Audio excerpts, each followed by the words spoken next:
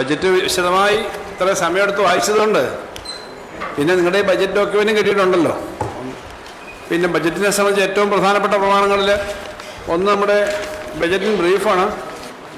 അത് വന്നിട്ടുണ്ട്. ബജറ്റിൻ ബ്രീഫിനകത്ത് എല്ലാ അക്കൗണ്ട് ഡീറ്റെയിൽസ് ഉണ്ട്. പ്രസംഗം മാത്രമല്ല, പിന്നെ നമ്മളിപ്രാവശ്യം ഇപ്രാവശ്യം കഴിഞ്ഞ പ്രാവശ്യം സിറ്റിസൺസ് ഗൈഡുണ്ട്. ഇതിനകത്തും ഹൈലൈറ്റ്സ് ഉണ്ട്. അപ്പോൾ അതുകൊണ്ട് ഞാൻ പറഞ്ഞത് അധികം വിശദമായിട്ട് സംസാരിക്കേണ്ട കാര്യം ഇല്ല, ചോദിക്കുന്നതിനകത്ത് പറയാം. പക്ഷെ ബജറ്റിൻ്റെ ഇതുവരെ കേരളത്തിലെ ബജറ്റ് സൈസുകളിൽ ഏറ്റവും ബജറ്റ് വലിയ സൈസ് തന്നെയാണ് ഇപ്രാവശ്യം. അത് സ്വാഭാവികമായിട്ടും ഓരോ വർഷം കഴിയുമ്പോൾ കൂടി വരും. കഴിഞ്ഞ ബഡ്ജറ്റ് സൈസ് ഞങ്ങൾ പറഞ്ഞിരുന്നു 2 ട്രില്യൺ ആവും. അതിനടുത്തേക്ക് എത്തി. ഫൈനൽ അക്കൗണ്ട് വരുന്നതേ ഉള്ളൂ. അന്നത് ില്ല എന്ന് അന്ന് സഭയിൽ തന്നെ പ്രതിപക്ഷം പറഞ്ഞത് ഞാൻ ഓർമ്മിപ്പിക്കാം. ഇപ്രാവശ്യം കുറച്ചുകൂടി ഏറിയയിലെ പുതിയ കാര്യങ്ങളിൽ എല്ലാം മുൻകൈ എടുത്തുകൊണ്ടാണ്. അപ്പോൾ ഇതിനിടയ്ക്ക് നമ്മുടെ ഓഫീസർമാർ ACS ഫൈനാൻസ് ശ്രീ ജ്യോതിലാൽ, പിന്നെ അജിത് പാട്ടീൽ നമ്മുടെ റിസോഴ്സിൻ്റെ സെക്രട്ടറി, ശ്രീലക്ഷ്മി, സച്ചിൻ ഷഫീഖ്, അവരെല്ലാം ഞങ്ങളുടെ ഫിനാൻസിലെ പ്രധാനപ്പെട്ട ഉദ്യോഗസ്ഥന്മാർ തന്നെയാണ്. ബാക്കിയുള്ള ആളുകളുണ്ട്. അപ്പോൾ ബഡ്ജറ്റിൽ ഇപ്രാവശ്യത്തെ പൊതുവായ ഹൈലൈറ്റെല്ലാം അതിനകത്ത് നമ്മൾ പറഞ്ഞു. ബജറ്റിൻ ബ്രീഫ് നിങ്ങൾ നോക്കുകയാണെങ്കിൽ അതോടെ പിന്നെ നിങ്ങൾ നോക്കാൻ പോകുന്നതായിരിക്കും. റവന്യൂ റെസീറ്റ്സ് 1,82,972 കോടി രൂപ ആയിട്ട് വർദ്ധിച്ചിട്ടുണ്ട്. അതിനകത്ത് സ്പ്ലിറ്റപ്പ് ഉണ്ട്. ക്യാപിറ്റൽ റെസീറ്റ്സ് ബേസിക്കലി ബോറോയിങ് ആണ്. എല്ലാം കൂടി വരുമ്പം 56,935 കോടി രൂപ വരും എന്നാണ് എക്സ്പെക്റ്റേഷൻ. പിന്നീട് ടോട്ടൽ റെസീറ്റ്സ് അങ്ങനെ വരുമ്പം 2,39,907 കോടി രൂപ വരും. അപ്പോൾ കേരളത്തിലെ ഒരു ഹ്യൂജ് സൈസാണ്. 2 ലക്ഷം ആണ് കഴിഞ്ഞ പ്രാവശ്യം എക്സ്പെക്ട് ചെയ്തെങ്കിൽ 2,39,000. എക്സ്പെൻഡിച്ചറിൻ്റെ സൈഡ് നോക്കുമ്പോൾ ടോട്ടൽ എക്സ്പെൻഡിച്ചർ അത് തന്നെയായിരിക്കും. കാരണം 2,39,907 കോടി രൂപ എക്സ്പെൻഡിച്ചർ വരുന്ന ഒരു ബഡ്ജറ്റാണ് ഇപ്പോൾ അവതരിപ്പിച്ചിരിക്കുന്നത്. കഴിഞ്ഞ പ്രാവശ്യം ആദ്യമായിട്ട് നമ്മൾ 2 ട്രില്യൺ എന്ന ആശയം പറഞ്ഞതാണ്. ഇപ്രാവശ്യം അതിൽ നിന്ന് മേളിൽ വന്നിട്ടുണ്ട്. നമ്മുടെ ഇൻകം, നമ്മുടെ ഓരോ മേഖലയിലും ഉള്ള വരുമാനവും അതിൻ്റെ ഭാഗമായിട്ട് വർദ്ധിച്ചു വന്നിട്ടുള്ളത് ഇതിനകത്ത് കാണാം ഉണ്ട്. ഈ എഫക്റ്റീവായിട്ടുള്ള മൂലധന ചെലവ് എന്ന് പറയുന്ന ഒരു ഭാഗം ഇതിൽ കൊടുത്തിട്ടുണ്ട്. അത് 30,961. എഫക്റ്റീവായിട്ട് എന്ന് പറയുന്ന കാര്യം കിഫ്ബിയും മറ്റും ചിലവാക്കുന്നത് സാധാരണ നമ്മുടെ പ്ലാനിനകത്ത് വരുന്നതല്ല. സോ ആക്ച്വൽ എക്സ്പെൻഡിച്ചർ പ്ലാനിന് ഇതുകൂടെ എടുത്തു കഴിഞ്ഞാൽ കേരളത്തിലൊരു വളരെ നല്ല തരത്തിലേക്കുള്ള ഇമ്പ്രൂവ്മെൻ്റ് ഉണ്ട്. അപ്പം മൂലധന ചെലവ് ഒരു സംസ്ഥാനത്തിൻ്റെയോ ഇക്കോണമിയുടെയോ ഏറ്റവും പ്രധാനപ്പെട്ട ഘടകങ്ങളാണ്. മൂലധനം ചെലവുണ്ടെങ്കിൽ മാത്രമേ വീണ്ടും ഇതിൽ നിന്നുള്ള ഡെവലപ്മെൻറ്റ് ഉണ്ടാവും. ഇപ്പോൾ ഉദാഹരണം, വിഴിഞ്ഞത്തിന് 5,000 കോടി 4,000 കോടി നമ്മൾ ഇതുവരെ ചിലവാക്കിയില്ലെങ്കിൽ പിന്നെ തുറമുഖം ഉണ്ടാവില്ല, അത്ര എംപ്ലോയ്മെൻ്റ് ഉണ്ട്. പക്ഷേ മൂലധന ചെലവ്, എഫക്റ്റീവായ മൂലധന ചെലവിൻ്റെ കാര്യത്തിനകത്ത് അങ്ങനെ കണക്കുണ്ട്. റവന്യൂ കമ്മി 34,587 കോടി രൂപയാണ്. ആഭ്യന്തര ഉൽപ്പാദനത്തിന് 2.12% ആണ്. ധനക്കമ്മി 3.4% ആണ്. അതായത് 55,420 എന്ന് പറഞ്ഞാൽ ആഭ്യന്തര GSDP-യുടെ ആണ്. അപ്പോൾ ഒരു കാര്യം ശ്രദ്ധിക്കണം, 3.5 വരെ ആവാം. ഇപ്രാവശ്യം 3.5 വരെ ആവാം. 3.4 ആണ്. അങ്ങനെ കണക്കുകളുടെ നോട്ടത്തിൽ റവന്യൂ വരുമാനത്തിൻ്റെ കാര്യത്തിലും ധനനികുതി വരുമാനത്തിൻ്റെ കാര്യത്തിലൊക്കെയുള്ള വർധനകൾ ഇതിൽ പറഞ്ഞിട്ടുണ്ട്. അപ്പോൾ ഇതിനൊരു പശ്ചാത്തലം കൂടി ഞാൻ പറയാം. ഈ വർഷം ഫിനാൻസ് കമ്മീഷൻ്റെ award, 16th finance commission award ഇപ്പോൾ വരും. ഓൾറെഡി അത് കേന്ദ്ര ഗവൺമെൻറ്റിൻ്റെ കയ്യിലുണ്ട്. അവർ പ്ലേസ് ചെയ്തില്ല, ഇതൊരു ടേബിൾ വെച്ചിട്ടില്ല പാർലമെൻറ്റിൻ്റെ. ഇപ്പോൾ വെക്കും എന്നാണ് പ്രതീക്ഷിക്കുന്നത്. അപ്പോൾ ആ ഫിനാൻസ് കമ്മീഷൻ വരുമ്പോൾ എല്ലാ ഫിനാൻസ് കമ്മീഷൻ്റെ സമയത്ത് നമുക്കുണ്ടാകുന്ന ഒരു ഇമ്പ്രൂവ്മെൻറ്റും ബെനിഫിറ്റും വരും. അപ്പോൾ ആ ഫിനാൻസ് കമ്മീഷൻ്റെയും കൂടി വരുമ്പോൾ നമുക്ക് കേരളത്തിൽ ഒന്നുകൂടെ മെച്ചപ്പെട്ട സ്ഥിതി വരും. അപ്പോൾ ഇതും എല്ലാ കാൽക്കുലേഷൻ വെച്ചിട്ടാണ് നമ്മളിത് പറഞ്ഞേക്കുന്നത്. അപ്പോൾ അങ്ങനെ പൊതുവിലെ സാമ്പത്തിക യാഡ്സ്റ്റിക്ക് ഇതിനകത്ത് നോക്കുമ്പോൾ നമ്മുടെ GSDP എന്നുള്ള ആകെ കടപരിധി ആയാലും നമ്മുടെ ഫിസിക്കൽ ഡെഫിസിറ്റ് ആയാലും റവന്യൂ ഡെഫിസിറ്റ് ആയാലും ഒക്കെ കൺട്രോളിൽ തന്നെയാണ് പോകുന്നത്. കുറച്ചുകൂടി നമ്മൾ കൺസോളിഡേറ്റ് ചെയ്ത് കൺട്രോളിൽ പോകുന്നു. അതിനകത്ത് നേരത്തെ ഞാൻ പറഞ്ഞു, ഇന്ന് ബഡ്ജറ്റിൻ്റെ ഭാഗമായി പറഞ്ഞ കാര്യമുണ്ട്. സാധാരണഗതിയിൽ 6 ലക്ഷം കോടിയിലേക്ക് ടോട്ടൽ ബോറോയിങ് എത്തേണ്ടതാണ്. കഴിഞ്ഞ 30 വർഷത്തെയോ 40 വർഷത്തെയോ കണക്ക് വെച്ച് നോക്കും. പക്ഷേ നമ്മുടെ ബോറോയിങ് 4,80,000 എത്തുന്നുള്ളൂ. ചെറിയ ഷാർപ്പ് ഡിക്ലൈൻ. അതും പ്രധാനപ്പെട്ട കാര്യമാണ്. അപ്പോൾ ഇത് ആണ് പൊതുവായ പശ്ചാത്തലം. നമ്മുടെ തനത് വരുമാനം നികുതിയേതര വരുമാനം ഇതാദ്യമായിട്ട് 1 ലക്ഷം കോടി കവർ ചെയ്യും ഈ വരുന്ന വർഷം. അപ്പോൾ അതും അങ്ങനെയുള്ള ഓരോ യാഡ് സ്റ്റിക്കിലും നമ്മൾ ഇമ്പ്രൂവ്മെൻ്റ് ഉണ്ടെന്നുള്ളത് ഞാൻ പറയുക. അപ്പോൾ അത് വെച്ചുകൊണ്ട് നമ്മൾ ധാരാളം മേഖലകളിൽ കാര്യങ്ങൾ പറഞ്ഞിട്ടുണ്ട്. ഞാൻ ആദ്യത്തെ മേഖലയിൽ പറഞ്ഞിട്ടുള്ള അടിസ്ഥാന സൗകര്യ വികസനങ്ങളുടെ കാര്യങ്ങൾ എടുത്തു പറയുന്നില്ല. ഇപ്പോൾ ഞങ്ങൾ കേന്ദ്ര ഗവൺമെൻറ്റിനെ കണ്ട് ധനകാര്യമന്ത്രിമാരെ വിളിച്ച് യൂണിയൻ ഫിനാൻസ് മിനിസ്റ്റർ നടത്തിയ ചർച്ചയിൽ പറഞ്ഞിട്ടുള്ള കുറേ കാര്യങ്ങളുണ്ട്. അതാണ് ഈ പ്രതിരോധ സ്ഥാപനങ്ങൾ ധാരാളമുണ്ട്. അതുമായി ബന്ധപ്പെട്ടിട്ട് ഒരു വലിയ വ്യവസായ സമുച്ചയത്തിൻ്റെ സാധ്യതയുണ്ട്. നമുക്ക് വിഴിഞ്ഞം കൂടി വന്നതോടുകൂടി ഈ നാവികസേനയുടെ ഉൾപ്പെടെ എയർഫോഴ്സിൻ്റെ ഉൾപ്പെടെയുള്ള പുതിയ കാര്യങ്ങൾക്കുള്ള സാധ്യതയുണ്ട്. അതാണ് ഒരു കാര്യം. പിന്നീട് റെയർ എർത്തിൻ്റെ കാര്യത്തിനകത്ത് ഇതിനെ ചുരുക്കിയേ പറഞ്ഞുള്ളൂ. കേരളത്തിലെ റെയർ എർത്തിൻ്റെ പ്രത്യേകത എന്ന് പറഞ്ഞു കഴിഞ്ഞാൽ ഇന്ത്യയിലെ റെയർ എർത്ത് ഇത്ര ഉള്ളത് ഇപ്പോൾ കേരളത്തിലാണ്. ലോകത്ത് ഈ മാഗ്നറ്റുകൾ ഉണ്ടാക്കുന്ന റെയർ എർത്ത് വളരെ കുറവാണ്. മാഗ്നറ്റ് കിട്ടാൻ ബുദ്ധിമുട്ടാണ്. അമേരിക്കൻ തമ്മിലുള്ള തർക്കത്തിൽ പോലും ചൈനയിൽ നിന്ന് മാഗ്നറ്റ് കിട്ടിയില്ലെങ്കിൽ ഇലക്ട്രോണിക് പ്രധാനമായിട്ട് EV വ്യവസായം മറ്റു വ്യവസായങ്ങൾക്കൊക്കെയുള്ള സാധനങ്ങൾ അവർക്ക് ആവശ്യമില്ല. അതുകൊണ്ടാണ് മാഗ്നറ്റ് അവിടെ നിന്ന് കിട്ടും. മാഗ്നറ്റ് ഉണ്ടാക്കാൻ പറ്റുന്നതാണ് നമ്മുടെ റെയർ എർത്ത്. അപ്പോൾ ആ മേഖലയിൽ ഞങ്ങളൊരു കാര്യം പറഞ്ഞിട്ടുണ്ട്. ഇങ്ങനെ ഇത് മാത്രമല്ല, കുറേയേറെ അനുബന്ധമായിട്ടുള്ള സ്ത്രീകൾക്ക് കൂടുതൽ തൊഴിൽ കിട്ടുന്ന ഏറ്റവും നമ്മുടെ സാധാരണക്കാരായ ഗ്രാമീണ ഇപ്പോൾ പഴയ പരമ്പരാഗത വ്യവസായം പലതും ഇപ്പോൾ ഇല്ല എന്നുള്ളതുകൊണ്ട് തന്നെ അവരെ എൻഗേജ് ചെയ്യുന്ന ജോലികൾ, അങ്ങനെ കുറേ കാര്യങ്ങൾ നമ്മുടെ പൊതു ഫ്യൂച്ചറിൻ്റെ കാര്യത്തിൽ പറഞ്ഞിട്ടുണ്ട്. അതിനൊപ്പം എംപ്ലോയ്മെൻറ്റ് ജനറേഷൻ ഏറ്റവും പ്രധാനപ്പെട്ട കാര്യമാണ്. തൊഴിലുറപ്പ് പദ്ധതിയിലാണ് എന്നോട് ചോദിച്ചാൽ ഏറ്റവും വലിയ ഹൈലൈറ്റ് ഇപ്രാവശ്യം ഏതാ പറയുന്നതെന്ന് ചോദിച്ചാൽ ഞാൻ പറയും, നമ്മൾ റിസ്ക് എടുത്തിട്ട് 1000 കോടി രൂപയാണ് തൊഴിലുറപ്പിന് വേണ്ടി മാറ്റിവെച്ചത്. കാരണം ഇത് മൊത്തം സെൻറ്റർ കൊടുക്കേണ്ടതാണ്, കൊടുത്തുകൊണ്ടിരുന്നതാണ്. പക്ഷേ ലക്ഷക്കണക്കിന് തൊഴിലാളി വർക്ക് ചെയ്യുന്ന 8 കോടി 9 കോടി തൊഴിൽ ദിനങ്ങൾ കിട്ടിക്കൊണ്ടിരുന്നൊരു മേഖലയിൽ ഒറ്റയടിക്ക് അവരില്ലാതെന്ന് പറഞ്ഞതിൻ്റെ ഭാഗമായിട്ട് ഗ്രാമപ്രദേശങ്ങളിൽ വല്ലാതെ ദാരിദ്ര്യം വരും. കേരളം പോലല്ല, നോർത്ത് ഇന്ത്യയിലൊക്കെ പട്ടിണിയും മരണങ്ങളൊക്കെ വന്നിട്ടുണ്ട് പണ്ട്. അപ്പോൾ അതാണ് ഏറ്റവും പ്രധാനപ്പെട്ട കാര്യം. നിലയിൽ ഞങ്ങൾ വലിയ റിസ്ക് എടുത്തിട്ട് തന്നെയാണ് 1000 കോടി രൂപയാണ് അധികമായിട്ട് അതിന് വെച്ചത്. ഏറ്റവും വലിയ കാര്യം ഏതാണെന്നോട് ചോദിച്ചു കഴിഞ്ഞാൽ ഈ ബഡ്ജറ്റിലെ ഏറ്റവും വലിയ ഹൈലൈറ്റ് തൊഴിലുറപ്പ് തൊഴിലാളിക്ക് വെച്ച 1000 രൂപ തന്നെയാണെന്ന് ഞാൻ പറയും. മറ്റെല്ലാ മേഖലയിലും പ്രധാനപ്പെട്ട തന്നെ, പക്ഷെ അത് സാധാരണ ഒരു സ്റ്റേറ്റും ചെയ്യാത്ത ഒരു കാര്യമാണെന്നാണ് ഞാൻ കരുതുന്നത്. ഈ സെൻറ്ററിൻ്റെ ആ നയത്തിന് ശേഷം ഇത് കൂടാതെ നമ്മുടെ സാധാരണ ഇപ്പം ആശ, അംഗൻവാടി, പിന്നെ മറ്റ് പ്രീ പ്രൈമറി സ്കൂൾ പാചക തൊഴിലാളി, സാക്ഷരതാ പ്രേരകർ, ഇങ്ങനെ ധാരാളം ആളുകൾ ജോലി ചെയ്യുന്നുണ്ടോ. അവർക്ക് നേരത്തെ നമ്മൾ കഴിഞ്ഞ 5 വർഷം മുമ്പുള്ള ബഡ്ജറ്റിൽ പരിഷ്കരണം കൊടുത്തിരുന്നു. അതിനുശേഷം നമ്മൾ നവംബർ മാസം മുതലാണ് വീണ്ടും ഒരു പരിഷ്കരണം കൊടുത്തത്. ഇപ്പോൾ ആ സെക്ഷനെല്ലാം വീണ്ടും ഒരു പരിഷ്കരണം കൂടി കൊടുത്തു. കാരണം പണ്ട് നമ്മൾ പറഞ്ഞിട്ടുണ്ട് അവർക്ക് കുറച്ചുകൂടി പണം കൊടുക്കേണ്ടതാണ്. പക്ഷേ സെൻട്രൽ ഗവൺമെൻറ് 12 വർഷമായിട്ട് സ്കീം വർക്കേഴ്സിന് 1 രൂപ കൂട്ടിയിട്ടില്ല. ഈ കഴിഞ്ഞ സെൻട്രൽ ഗവൺമെൻറ്റുമായിട്ടുള്ള ഡിസ്കഷനിൽ നമ്മൾ ആവശ്യപ്പെട്ട പ്രധാന ആവശ്യം ഈ സ്കീം വർക്കേഴ്സിന് 18 വർഷമായിട്ട് 1 രൂപ പോലും കൂട്ടണമെന്നാണ്. ഏതായാലും അത് വന്നിട്ടില്ല. നമ്മളെന്തായാലും അതിന് അത്രയും പണം വർദ്ധിപ്പിക്കാൻ തീരുമാനിച്ചു. ഇതുപോലെ ഈ മേഖലയിലെല്ലാം പിന്നീട് ക്യാൻസർ പെൻഷൻ അതുപോലെയുള്ള കാര്യങ്ങളുടെ പത്രപ്രവർത്തക പെൻഷൻ 1500 രൂപ വർദ്ധിപ്പിച്ചിട്ടുണ്ട്. 1500 രൂപ വർദ്ധിപ്പിച്ചിട്ടുണ്ട്. അതും ഒരു ലോങ് പെൻഡിങ് ആയിട്ട് നമ്മൾ പറഞ്ഞുകൊണ്ടിരുന്ന പത്രപ്രവർത്തകരെല്ലാവരും പറയുന്നതായിരുന്നു. ക്യാൻസർ പ്ലസ് എയ്ഡ്സ് അതുപോലുള്ള കാര്യങ്ങളിലുള്ള ഇത് വർദ്ധിച്ചിട്ടുണ്ട്. മറ്റൊരു പ്രധാനപ്പെട്ട കാര്യം, ഇതുപോലുള്ള കുറേ കാര്യങ്ങൾ കഴിഞ്ഞാലൊരു പ്രധാനപ്പെട്ട അങ്ങനത്തെ കുറേ കാര്യങ്ങളുണ്ട്. സാധാരണ തൊഴിലാളികളെ സംബന്ധിച്ച് ഏറ്റവും പ്രധാനപ്പെട്ട തൊഴിൽ മേഖലയിലൊക്കെ നമ്മൾ ഒന്ന് പരിഗണിച്ചിട്ടുണ്ട്. അത് പരിഗണിക്കേണ്ടതാണ്. ഇപ്പോൾ തൊഴിലുറപ്പ് പദ്ധതി പറഞ്ഞു. നമ്മുടെ നാട്ടിലെ ഏറ്റവും സാധാരണക്കാരാണ്. നമ്മുടെ ഇന്ന് നഗരങ്ങൾ വൃത്തിയായി കിടക്കുന്നു, ഗ്രാമങ്ങൾ വൃത്തിയായി കിടക്കുന്നു എന്ന് പറയുന്നതിനകത്ത് ഏറ്റവും പ്രധാനപ്പെട്ട കാര്യം ഹരിതകർമ്മസേനയാണ്. ഹരിതകർമ്മസേനയ്ക്ക് ഒരു ഗ്രൂപ്പ് ഇൻഷുറൻസ് പദ്ധതി പറഞ്ഞിട്ടുണ്ട്. അപ്പോൾ അവർക്ക് ആ ഗ്രൂപ്പ് ഇൻഷുറൻസ് പദ്ധതി നേരത്തെ മറ്റേ മേഖല നടത്തിയിട്ടുണ്ട്. ഡെത്ത് അത്യാവശ്യം അതുപോലുള്ള കാര്യങ്ങൾ, നാച്ചുറൽ ഡെത്ത്, ആക്സിഡൻറ്റ് ഡെത്ത്, ഒരു കൈത്താങ്ങാവുന്നൊരു ഗ്രൂപ്പ് ഇൻഷുറൻസ് പദ്ധതി അത് പറഞ്ഞേക്കുന്നത്. ലോട്ടറി തൊഴിലാളികൾക്ക് ഒരു ഗ്രൂപ്പ് ഇൻഷുറൻസ് പദ്ധതി അതേപോലെ പറഞ്ഞിട്ടുണ്ട്. അതുപോലെ തന്നെയാണ് ഓട്ടോറിക്ഷ. അതെന്ന് വെച്ചാൽ ഏറ്റവും അസംഘടിതമായ ഏറ്റവും കൂടുതൽ ആൾ ജോലി ചെയ്യുന്ന സ്ഥലമാണ് ഈ ഓട്ടോറിക്ഷ. ഓട്ടോറിക്ഷ മേഖലയിൽ സ്വയം തൊഴിൽ കണ്ടെത്തുന്ന ആളുകളെന്നതിൽ പ്രത്യേക ചില പരിഗണന കൊടുത്തിട്ടുള്ളത്. ഓരോ സെക്ഷനിലും കൊടുക്കേണ്ടതാണ്. കുടുംബശ്രീയിലേക്ക് വേറെന്ന് പറഞ്ഞിട്ടുണ്ട്.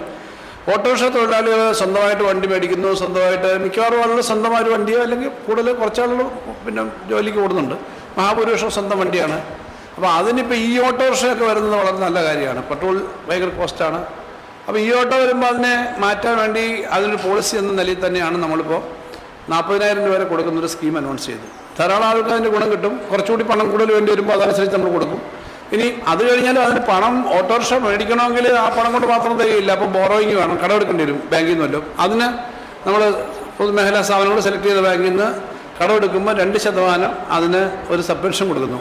4-5 ലക്ഷം ആളുകളെ നേരിട്ട് അവരുടെ ജീവിതവുമായി ബന്ധപ്പെട്ട കാര്യങ്ങളാണ്. അവർക്കൊരു ഗ്രൂപ്പ് ഇൻഷുറൻസ് നമ്മൾ പറഞ്ഞിട്ടുണ്ട്. കാരണം ഇവർക്കൊക്കെ ഈ അന്നോടിയെ കിട്ടി എന്തെങ്കിലും അപകടം വന്നൊന്നുമില്ല, ഇങ്ങനെയുള്ളൊരു സെക്ഷനാണല്ലോ. അപ്പോൾ അതിനുള്ള കാര്യം നമ്മൾ ടാക്സി ഓട്ടോറിക്ഷയ്ക്ക് വേണ്ടി പറഞ്ഞിട്ടുണ്ട്. പിന്നെ നമ്മുടെ ഈ ടാക്സി ഓട്ടോറിക്ഷ മേഖലയിലൊക്കെ ഉള്ളവർക്ക് അവർക്കൊരു മാന്യമായി ഒന്ന് ഇരിക്കാനും അത്യാവശ്യം അവരുടെ പ്രാഥമിക കൃത്യങ്ങൾക്ക് വേണ്ടിയിട്ട് ഒരു ടോയ്ലറ്റും ഒന്നുള്ള സംവിധാനങ്ങൾ അവർ തകർത്തി വേണം. എല്ലാ സ്റ്റാൻഡിലും നല്ല വണ്ടി ചാർജ് ചെയ്യാൻ പറ്റുന്നൊരു സംവിധാനം. ഞങ്ങൾ ആലോചിക്കുന്നത് സോളാറിൻ്റെ പവർ ഉപയോഗിച്ചിട്ട് ചാർജ് ചെയ്യാൻ പറ്റുന്ന സൗകര്യം കൂടെ ഉണ്ടെങ്കിൽ കുറച്ചുകൂടെ നല്ലതാവും. അപ്പോൾ അതൊരു കിയോസ്കുകൾ പോലെ അല്ലെങ്കിൽ ഒരു ബസ് സ്റ്റാൻഡ് മോഡേൺ എന്ന നിലയിൽ സ്റ്റാൻഡ് എന്ന നിലയിൽ ആലോചിച്ചു. ഇത് തന്നെയാണ് ഗിഗ് വർക്കേഴ്സിൻ്റെ കാര്യം. നിങ്ങളുമെല്ലാം നമ്മളൊക്കെ ഓർഡർ ചെയ്യും, ആളുകൾ വീട്ടിൽ കൊണ്ട് തരും, ഏറ്റവും നല്ല ഭക്ഷണം കൊണ്ട് തരും, മിനിറ്റുകൾക്ക് അങ്ങോട്ട് തരും, തിരിച്ചു പോകും. പക്ഷേ ഇവർ വഴിയിൽ എവിടെയൊക്കെ ഇങ്ങനെ പോയി വെയിലുള്ളാതെ മരത്തിൻ്റെ കീഴിലൊക്കെ നിൽക്കുകയാണ്. അത് സ്വയം തൊഴിലെന്ന നിലയിൽ ഇപ്പം കുട്ടികൾ ചില ജോലിയുള്ളവരെ ഒക്കെ ചെയ്യുന്നൊരു ജോലിയാണ്. അപ്പോൾ അതിനൊരു പ്രത്യേക പരിഗണന കൊടുക്കണം. അവർക്കൊരു ക്ഷേമനിധി പോലുള്ള കാര്യങ്ങൾ വേണം, നിയമനിർമ്മാണം വേണം, അത് കൊണ്ടുവരാനുള്ള കാര്യങ്ങൾ ചെയ്തിട്ടുണ്ട്. അപ്പോൾ അതിനൊപ്പം അവർക്കും ഇതുപോലെ ഇരിക്കാൻ ഒരു സ്ഥലത്ത് വന്ന ഒരു നഗരത്തിനകത്ത് ഒരു 10-20 സ്പോട്ടിലെങ്കിലും ഇങ്ങനെയുള്ളവർക്ക് ഇരിക്കാനുള്ള സ്ഥലം വേണ്ടേ? ഇങ്ങനെ വഴിയിൽ അനാഥരായിട്ട് ഏതെങ്കിലും മരത്തണലിൽ നിൽക്കുന്നതല്ലല്ലോ, അതൊരു ജീവിതമല്ലല്ലോ. അതിനുള്ള ഒരു പ്രത്യേക പരിപാടി നമ്മളതിനകത്ത് അനൗൺസ് ചെയ്യുന്നുണ്ട്. ഇതൊക്കെ നമ്മുടെ പരമ്പരാഗത മേഖലയായ കയറും കശുവണ്ടിയും കൈത്തറിയും ആ മേഖലയിലൊക്കെ ചെയ്യുന്ന കാര്യങ്ങളുണ്ട്. പക്ഷെ പുതിയ തരത്തിലുള്ള തൊഴിലുകൾ വരുന്നു എന്നുള്ളതാണ് നമ്മുടെ പ്രധാന പ്രശ്നം. അത് നമ്മൾ ചെയ്തിട്ടുണ്ട്. ഇതിനൊപ്പമാണ് നമ്മുടെ സർക്കാർ ജീവനക്കാരുടെ കാര്യത്തിൽ അതും പെൻഡിങ് ആയിട്ടുള്ള തീരുമാനമായിരുന്നു. നിങ്ങൾക്കറിയാം, കഴിഞ്ഞ 1ാം പിണറായി സർക്കാർ കഴിഞ്ഞിട്ട് കേരളത്തിൻ്റെ ചരിത്രത്തിൽ ആദ്യമായിട്ടാണ് രണ്ടാമതൊരു LDF സർക്കാർ തുടർച്ചയായി വരുന്നത്, അല്ലെങ്കിൽ ഏതോ ഒരു സർക്കാർ തുടർച്ചയായിട്ട് വരുന്നത്. അന്ന് ശമ്പള പരിഷ്കരണവും മറ്റ് ആനുകൂല്യങ്ങളും എല്ലാം അനൗൺസ് ചെയ്തു. അന്നത്തെ UDFൻ്റെ നേതാവ്, അന്നത്തെ പ്രതിപക്ഷ നേതാവ് പറഞ്ഞു, ഇത് ഞങ്ങളെ തകർക്കാൻ വേണ്ടിയിട്ടുള്ളതാണ് ഈ ശമ്പള പരിഷ്കരണം, ഞങ്ങൾ വന്നു കഴിഞ്ഞാൽ ഇത് കൊടുക്കാതെ ഞങ്ങൾ പൊളിയാൻ വേണ്ടിയിട്ടാണ് എന്നുള്ളത് നിങ്ങൾ നോക്കിയാൽ രമേശ് ചെന്നിത്തലയുടെ പഴയ പത്രസമ്മേളനം കാണാം. അന്ന് UDFൻ്റെ യൂണിയൻ്റെ നേതാക്കന്മാർ രാഷ്ട്രീയ ജാതിയെ പറയുകയല്ല, അതിൽ സെക്രട്ടേറിയറ്റിലെ ജീവനക്കാരനൊക്കെ നോട്ടീസുണ്ട്, ഇത് ഇത്രയും വലിയ ശമ്പള പരിഷ്കരണം കൊടുത്തു കഴിഞ്ഞാൽ അടുത്ത ഗവൺമെൻറ് വരുമ്പോൾ ഞങ്ങളെ തകർക്കാനാണ്. പക്ഷേ ജനം തീരുമാനിച്ചു, അല്ല ഇത് ചെയ്യാൻ പറ്റുന്നവരാണല്ലോ പറഞ്ഞേ, അതുകൊണ്ട് അവർ ജനം ചെയ്യട്ടെ. അങ്ങനെയാണ് വീണ്ടും LDF തന്നെയാണ് വന്നത്. അപ്പോൾ LDF വരുമ്പോൾ ആദ്യം തൊട്ടേ UDF പറഞ്ഞിരുന്നൊരു കാര്യമുണ്ട്, നമ്മുടെ ഖജനാവ്, പ്രതിപക്ഷം പറയുന്നത് ഖജനാവ് പൂച്ച വെച്ച് കിടക്കുകയാണ്, ശമ്പളം കൊടുക്കാൻ പറ്റത്തില്ല, പെൻഷൻ കൊടുക്കാൻ പറ്റത്തില്ല. അത് അവർ പറഞ്ഞതിനകത്തൊരു വസ്തുതയുണ്ട്. കേന്ദ്ര ഗവൺമെൻറ് നിരന്തരമായ അറ്റാക്ക് ഉണ്ടായിരുന്നു, ഏറ്റവും ഒടുവിൽ ഉൾപ്പെടെ. പക്ഷെ നമ്മൾ ഇത്രയും 57-58 മാസമായി, 60 മാസത്തിൽ ഇതെല്ലാം കൊടുത്തുപോയി. അപ്പോൾ ഇപ്പോഴും അന്ന് പറഞ്ഞതുപോലെ ഇപ്പോഴും പറയുന്നുണ്ട്. പക്ഷേ ഈ ശമ്പള പരിഷ്കരണത്തിൻ്റെ അന്ന് പറഞ്ഞിരുന്ന ശമ്പള പരിഷ്കരണത്തിൻ്റെ മുഴുവൻ ബാധ്യതയും കൊടുത്തു തീർത്തത് ഈ 5 വർഷം കൊണ്ട് ഈ സർക്കാരാണ്. ഏത് സർക്കാരും അങ്ങനെ അതിനു മുമ്പാകുമ്പോഴും നമ്മുടെ ടൈമിംഗ് അനുസരിച്ചിട്ട് ഈ ലാസ്റ്റ് സമയത്തേക്ക് വരുമ്പോഴാണ് ശമ്പള പരിഷ്കരണത്തിൻ്റെ കാര്യം വരിക. അത് 2006 ഗവൺമെൻറ് ആയാലും 2010 എല്ലാ ഗവൺമെൻറ്റുകൾക്കും ആ ബാധ്യതയുണ്ട്. അങ്ങനെ തന്നെയാണ് ആ ശമ്പള പരിഷ്കരണം കൊടുക്കുന്നത്. നമ്മൾ 25,000 കോടി രൂപയിലധികം 20,000-30,000 കോടിയോളം വരുന്ന എൻ്റെ ഏകദേശം കണക്ക് പെൻഷൻകാരുടെ കുടിശ്ശിക, ശമ്പളത്തിൻ്റെ കുടിശ്ശിക, DA കുടിശ്ശിക, പെൻഷൻ പരിഷ്കരണം എല്ലാം നമ്മൾ കൊടുത്തു തീർത്തു. വാസ്തവത്തിൽ കൊടുത്തു തീർത്തത് ഇപ്പോൾ കഴിഞ്ഞ മാസങ്ങളിലൊക്കെ ആയിട്ടാണ് കൊടുത്തു തീർത്തു അന്നത്തെ. അപ്പോൾ അത് കൊടുക്കാതിരിക്കുകയല്ല ഒരു ഗവൺമെൻറ് ചെയ്യുന്നത്. ഇപ്പോൾ നമ്മൾ ശമ്പള പരിഷ്കരണം പ്രഖ്യാപിച്ചിട്ട് ഒരു കാര്യം ഞാൻ പറയാം, ആ ശമ്പള പരിഷ്കരണം 3 മാസത്തോടെ തന്നെ കമ്മീഷൻ പൂർത്തീകരിക്കണമെന്നാണ് നമ്മുടെ ആഗ്രഹം. അത് മാത്രം പറഞ്ഞാൽ ജീവനക്കാർക്ക് ഇതാവില്ല. അതുകൊണ്ടാണ് അവർക്കിപ്പോൾ ഈ മാസം ഫെബ്രുവരി മാസത്തെ ശമ്പളത്തിൻ്റെ കൂടെ മാർച്ച് ആദ്യം കിട്ടുന്ന ശമ്പളത്തിൽ ഒരു DA കൂടെ കിട്ടും, ഏപ്രിൽ മാസം ആദ്യത്തെ ശമ്പളത്തിൻ്റെ കൂടെ ബാക്കി കിട്ടാനുള്ള DA മുഴുവൻ കിട്ടും. ഇത് പറയുമ്പം ഇവർ പറഞ്ഞിട്ട് പോവാ, ഇവരിത് ചെയ്യാനല്ല എന്ന് പ്രതിപക്ഷ നേതാവോട് പറഞ്ഞതായിട്ട് ഞാൻ കേട്ടു, ഞാൻ കുറച്ച് കണ്ടു, പിന്നെ ബാക്കി അങ്ങനൊന്നും അല്ല, ചെയ്തിട്ട് പോകാൻ വേണ്ടിയാകും. അക്കൗണ്ട് തയ്യാറാക്കുമ്പോൾ നമ്മുടെ ഈ ഇൻകം അതിൻ്റെ നമ്മുടെ അക്കൗണ്ടിനകത്ത് ഇതിനുള്ള ഗഡുക്കളായി കൊടുക്കാനുള്ള പണം മാറ്റി വെച്ചിട്ടുണ്ട്. മാറ്റി വെക്കാതെ നമുക്ക് ചെയ്യാൻ പറ്റില്ല. അപ്പം ഞാനിപ്പോൾ എന്തെങ്കിലും പറഞ്ഞാൽ ഒരു ഡിപ്പാർട്ട്മെൻറ്റാണ്, ഉദ്യോഗസ്ഥന്മാരാണ്, അതിൻ്റെ നിയമം അനുസരിച്ച് അവർക്കും ചെയ്യാൻ പറ്റൂ. അല്ലാതെ ചുമ്മാതെ വരവ് ഇത്ര രൂപ, ചെലവ് ഇത്ര രൂപ, അങ്ങനെയൊന്നും കണക്കെഴുതാൻ പറ്റത്തില്ല സർക്കാർ. അതിന് സിസ്റ്റമുണ്ട്. ഈ ബഡ്ജറ്റിൻ്റെ പ്രോസസ്സ് തുടങ്ങിയിട്ട് 6 മാസമായി. എല്ലാ ഡിപ്പാർട്ട്മെൻറ്റിലെയും കാൽക്കുലേഷനും താഴത്തെ പഠനം നടത്തി കൊണ്ടിരുന്നതാണ്. അപ്പോൾ അതിനകത്ത് റിസോഴ്സസ് സംബന്ധിച്ചൊക്കെ നോക്കിയിട്ട് ചില എക്സ്പെക്റ്റേഷനോടൊക്കെ വെച്ച് തന്നെയാണ് ചെയ്യുന്നത്. കഴിഞ്ഞ കുറേ വർഷത്തെ 10-20 വർഷത്തെ ഒരു പാറ്റേൺ നോക്കും. അങ്ങനെ വെച്ചേക്കുന്ന ഇതാണ്. അതുകൊണ്ട് ഈ ശമ്പള കമ്മീഷൻ്റെ കാര്യം ഇത്ര ആലോചിച്ചിട്ടാണ് വെച്ചത്. അപ്പോൾ ഈ കുടിശ്ശിക കൊടുത്തു തീർക്കുന്ന കാര്യവും ചെയ്തു. ഇപ്പോൾ കുറച്ച് കുടിശ്ശികയുണ്ട്, 11% കുടിശ്ശിക എന്നാണ് എൻ്റെ. അത് മൊത്തം കൊടുത്തു തീർക്കും. പിന്നെ പഴയ കുറച്ച് കുടിശ്ശികയുണ്ട്, 25,000 കോടി രൂപയിലധികം കുടിശ്ശികയുണ്ട്. ഞാൻ പറഞ്ഞ ആകെ ഈ ഗവൺമെൻറ്റിന് ഞങ്ങൾ വരുന്ന സമയത്ത് കോവിഡും മറ്റ് ചലഞ്ചസും ഒക്കെ ആയിരുന്നു. അന്ന് വലിയ തോതിൽ നമ്മുടെ GSDP-യുടെ 38% നമുക്ക് ബോറോയിങ് ഉണ്ടായിരുന്നു. കേന്ദ്രം വലിയ തോതിൽ ഇപ്പോൾ കിഫ്ബിയുടെ പേര് പറഞ്ഞും പെൻഷൻ കമ്പനിയുടെ പേര് പറഞ്ഞ് ഏകദേശം ഒരു 10,000 കോടി ഒരു വർഷം കട്ട് ചെയ്യുന്നുണ്ട്. ഈ കട്ടിങ്ങും കിട്ടാനുള്ള വരുമാനം എല്ലാം പോയിട്ടും നമ്മളിതെല്ലാം കൊടുത്തല്ല. ആകെ കിടക്കുന്ന ഒരു ഔട്ട്സ്റ്റാൻഡിങ് പ്രശ്നമേ ഉള്ളൂ. അത് ഈ PF ആൻഡ് പിന്നെ കുടിശ്ശിക, ഈ DRഉം DAയും കുടിശ്ശിക മാത്രമേ ഉള്ളൂ. അത് കൊടുത്തു തീർക്കുമെന്ന് വെച്ചു കണക്ക് വെച്ചിട്ട് ഈ വർഷം തന്നെ മീൻസ് ഏപ്രിൽ തൊട്ടുള്ള വർഷം അതിൻ്റെ ഒരു ഗഡു കൊടുക്കാനുള്ള, ഞാൻ ബഡ്ജറ്റിൽ പറഞ്ഞു, അത് കൊടുക്കാനുള്ള പണം അതിലുണ്ട്. അത്ര ആത്മവിശ്വാസത്തോടുകൂടി ഈ കാര്യങ്ങൾ പറയാൻ പറ്റുന്നതുകൊണ്ടാണ് ഞാൻ വീണ്ടും പറഞ്ഞു അങ്ങനെ അതിൻ്റെ പണം വെച്ചിട്ടുണ്ട്. കാരണം കഴിഞ്ഞ സമയം ശ്രീ രമേശ് ചെന്നിത്തല അന്നത്തെ UDF നേതൃത്വം പ്രതിപക്ഷം പറഞ്ഞ പോലെ ഞങ്ങൾ വരുമ്പം പൊളിയാൻ വേണ്ടിയാണ് ഇത് വെച്ചേക്കുന്നത്. അങ്ങനല്ല, പൊളിയില്ല എന്ന് തെളിയിക്കുന്ന തരത്തിൽ തന്നെ ആ കാര്യം ചെയ്തു. ഇപ്പോഴും ആ പണം വെച്ചേക്കുന്നത് അത് കൊടുക്കാൻ പറ്റുന്നതാണ്. അപ്പോൾ DA കൊടുക്കും, ഈ പറഞ്ഞ പിന്നെ ഈ ഗഡു കൊടുക്കും, ശമ്പള പരിഷ്കരണം വരും. ഏറ്റവും പ്രധാനപ്പെട്ട ഒരു പ്രശ്നമായിട്ട് കേരളത്തിലെ ഇന്ത്യയിലാകെ ഉയർന്നു വന്ന പ്രശ്നമാണ് പങ്കാളിത്ത പെൻഷൻ. പങ്കാളിത്ത പെൻഷൻ എങ്ങനെ പരിഹരിക്കും? വിശദമായ കുറേ പഠനം നടത്തി. മറ്റു ചില സ്റ്റേറ്റുകളിൽ കാര്യം ചെയ്തു. രാജസ്ഥാനും ഹിമാചൽ പ്രദേശും ഒരു തെരഞ്ഞെടുപ്പിന് മുമ്പ്, രാജസ്ഥാൻ കോൺഗ്രസ് ഭരിക്കുന്ന സംസ്ഥാനമാണ്, ഒരു തെരഞ്ഞെടുപ്പിന് മുമ്പ് അവർ ഇതുപോലെ പ്രഖ്യാപിച്ചു. കൃത്യമായൊരു പദ്ധതി ഇല്ല. ഞങ്ങൾ പലതും നോക്കിയിട്ട് ഒരു ഏകദേശം ഒരു പദ്ധതിയോടുകൂടിയാണ്. അതിൻ്റെ വിശദമായ ഓർഡറൊക്കെ ഇറക്കും. അതിൻ്റെ കൃത്യമായ ഈ എല്ലാ കാര്യങ്ങളും വീണ്ടും തയ്യാറാക്കി വരേണ്ടതുണ്ട്. അതിനകത്ത് 4 കാര്യങ്ങളാണ് നമ്മൾ പറഞ്ഞത്. ഇപ്പോൾ 10% കോൺട്രിബ്യൂഷൻ ജീവനക്കാർ അടയ്ക്കുന്നുണ്ട്, സർക്കാരും 10% അടയ്ക്കുന്നുണ്ട്. ഈ കോൺട്രിബ്യൂഷൻ PFRDAയുടെ ഒരു അക്കൗണ്ടിലാണ് പോകുന്നത്. അതിൻ്റെ ഇൻവെസ്റ്റ്മെൻറ്റ് പോളിസിയൊക്കെ ഉണ്ട്.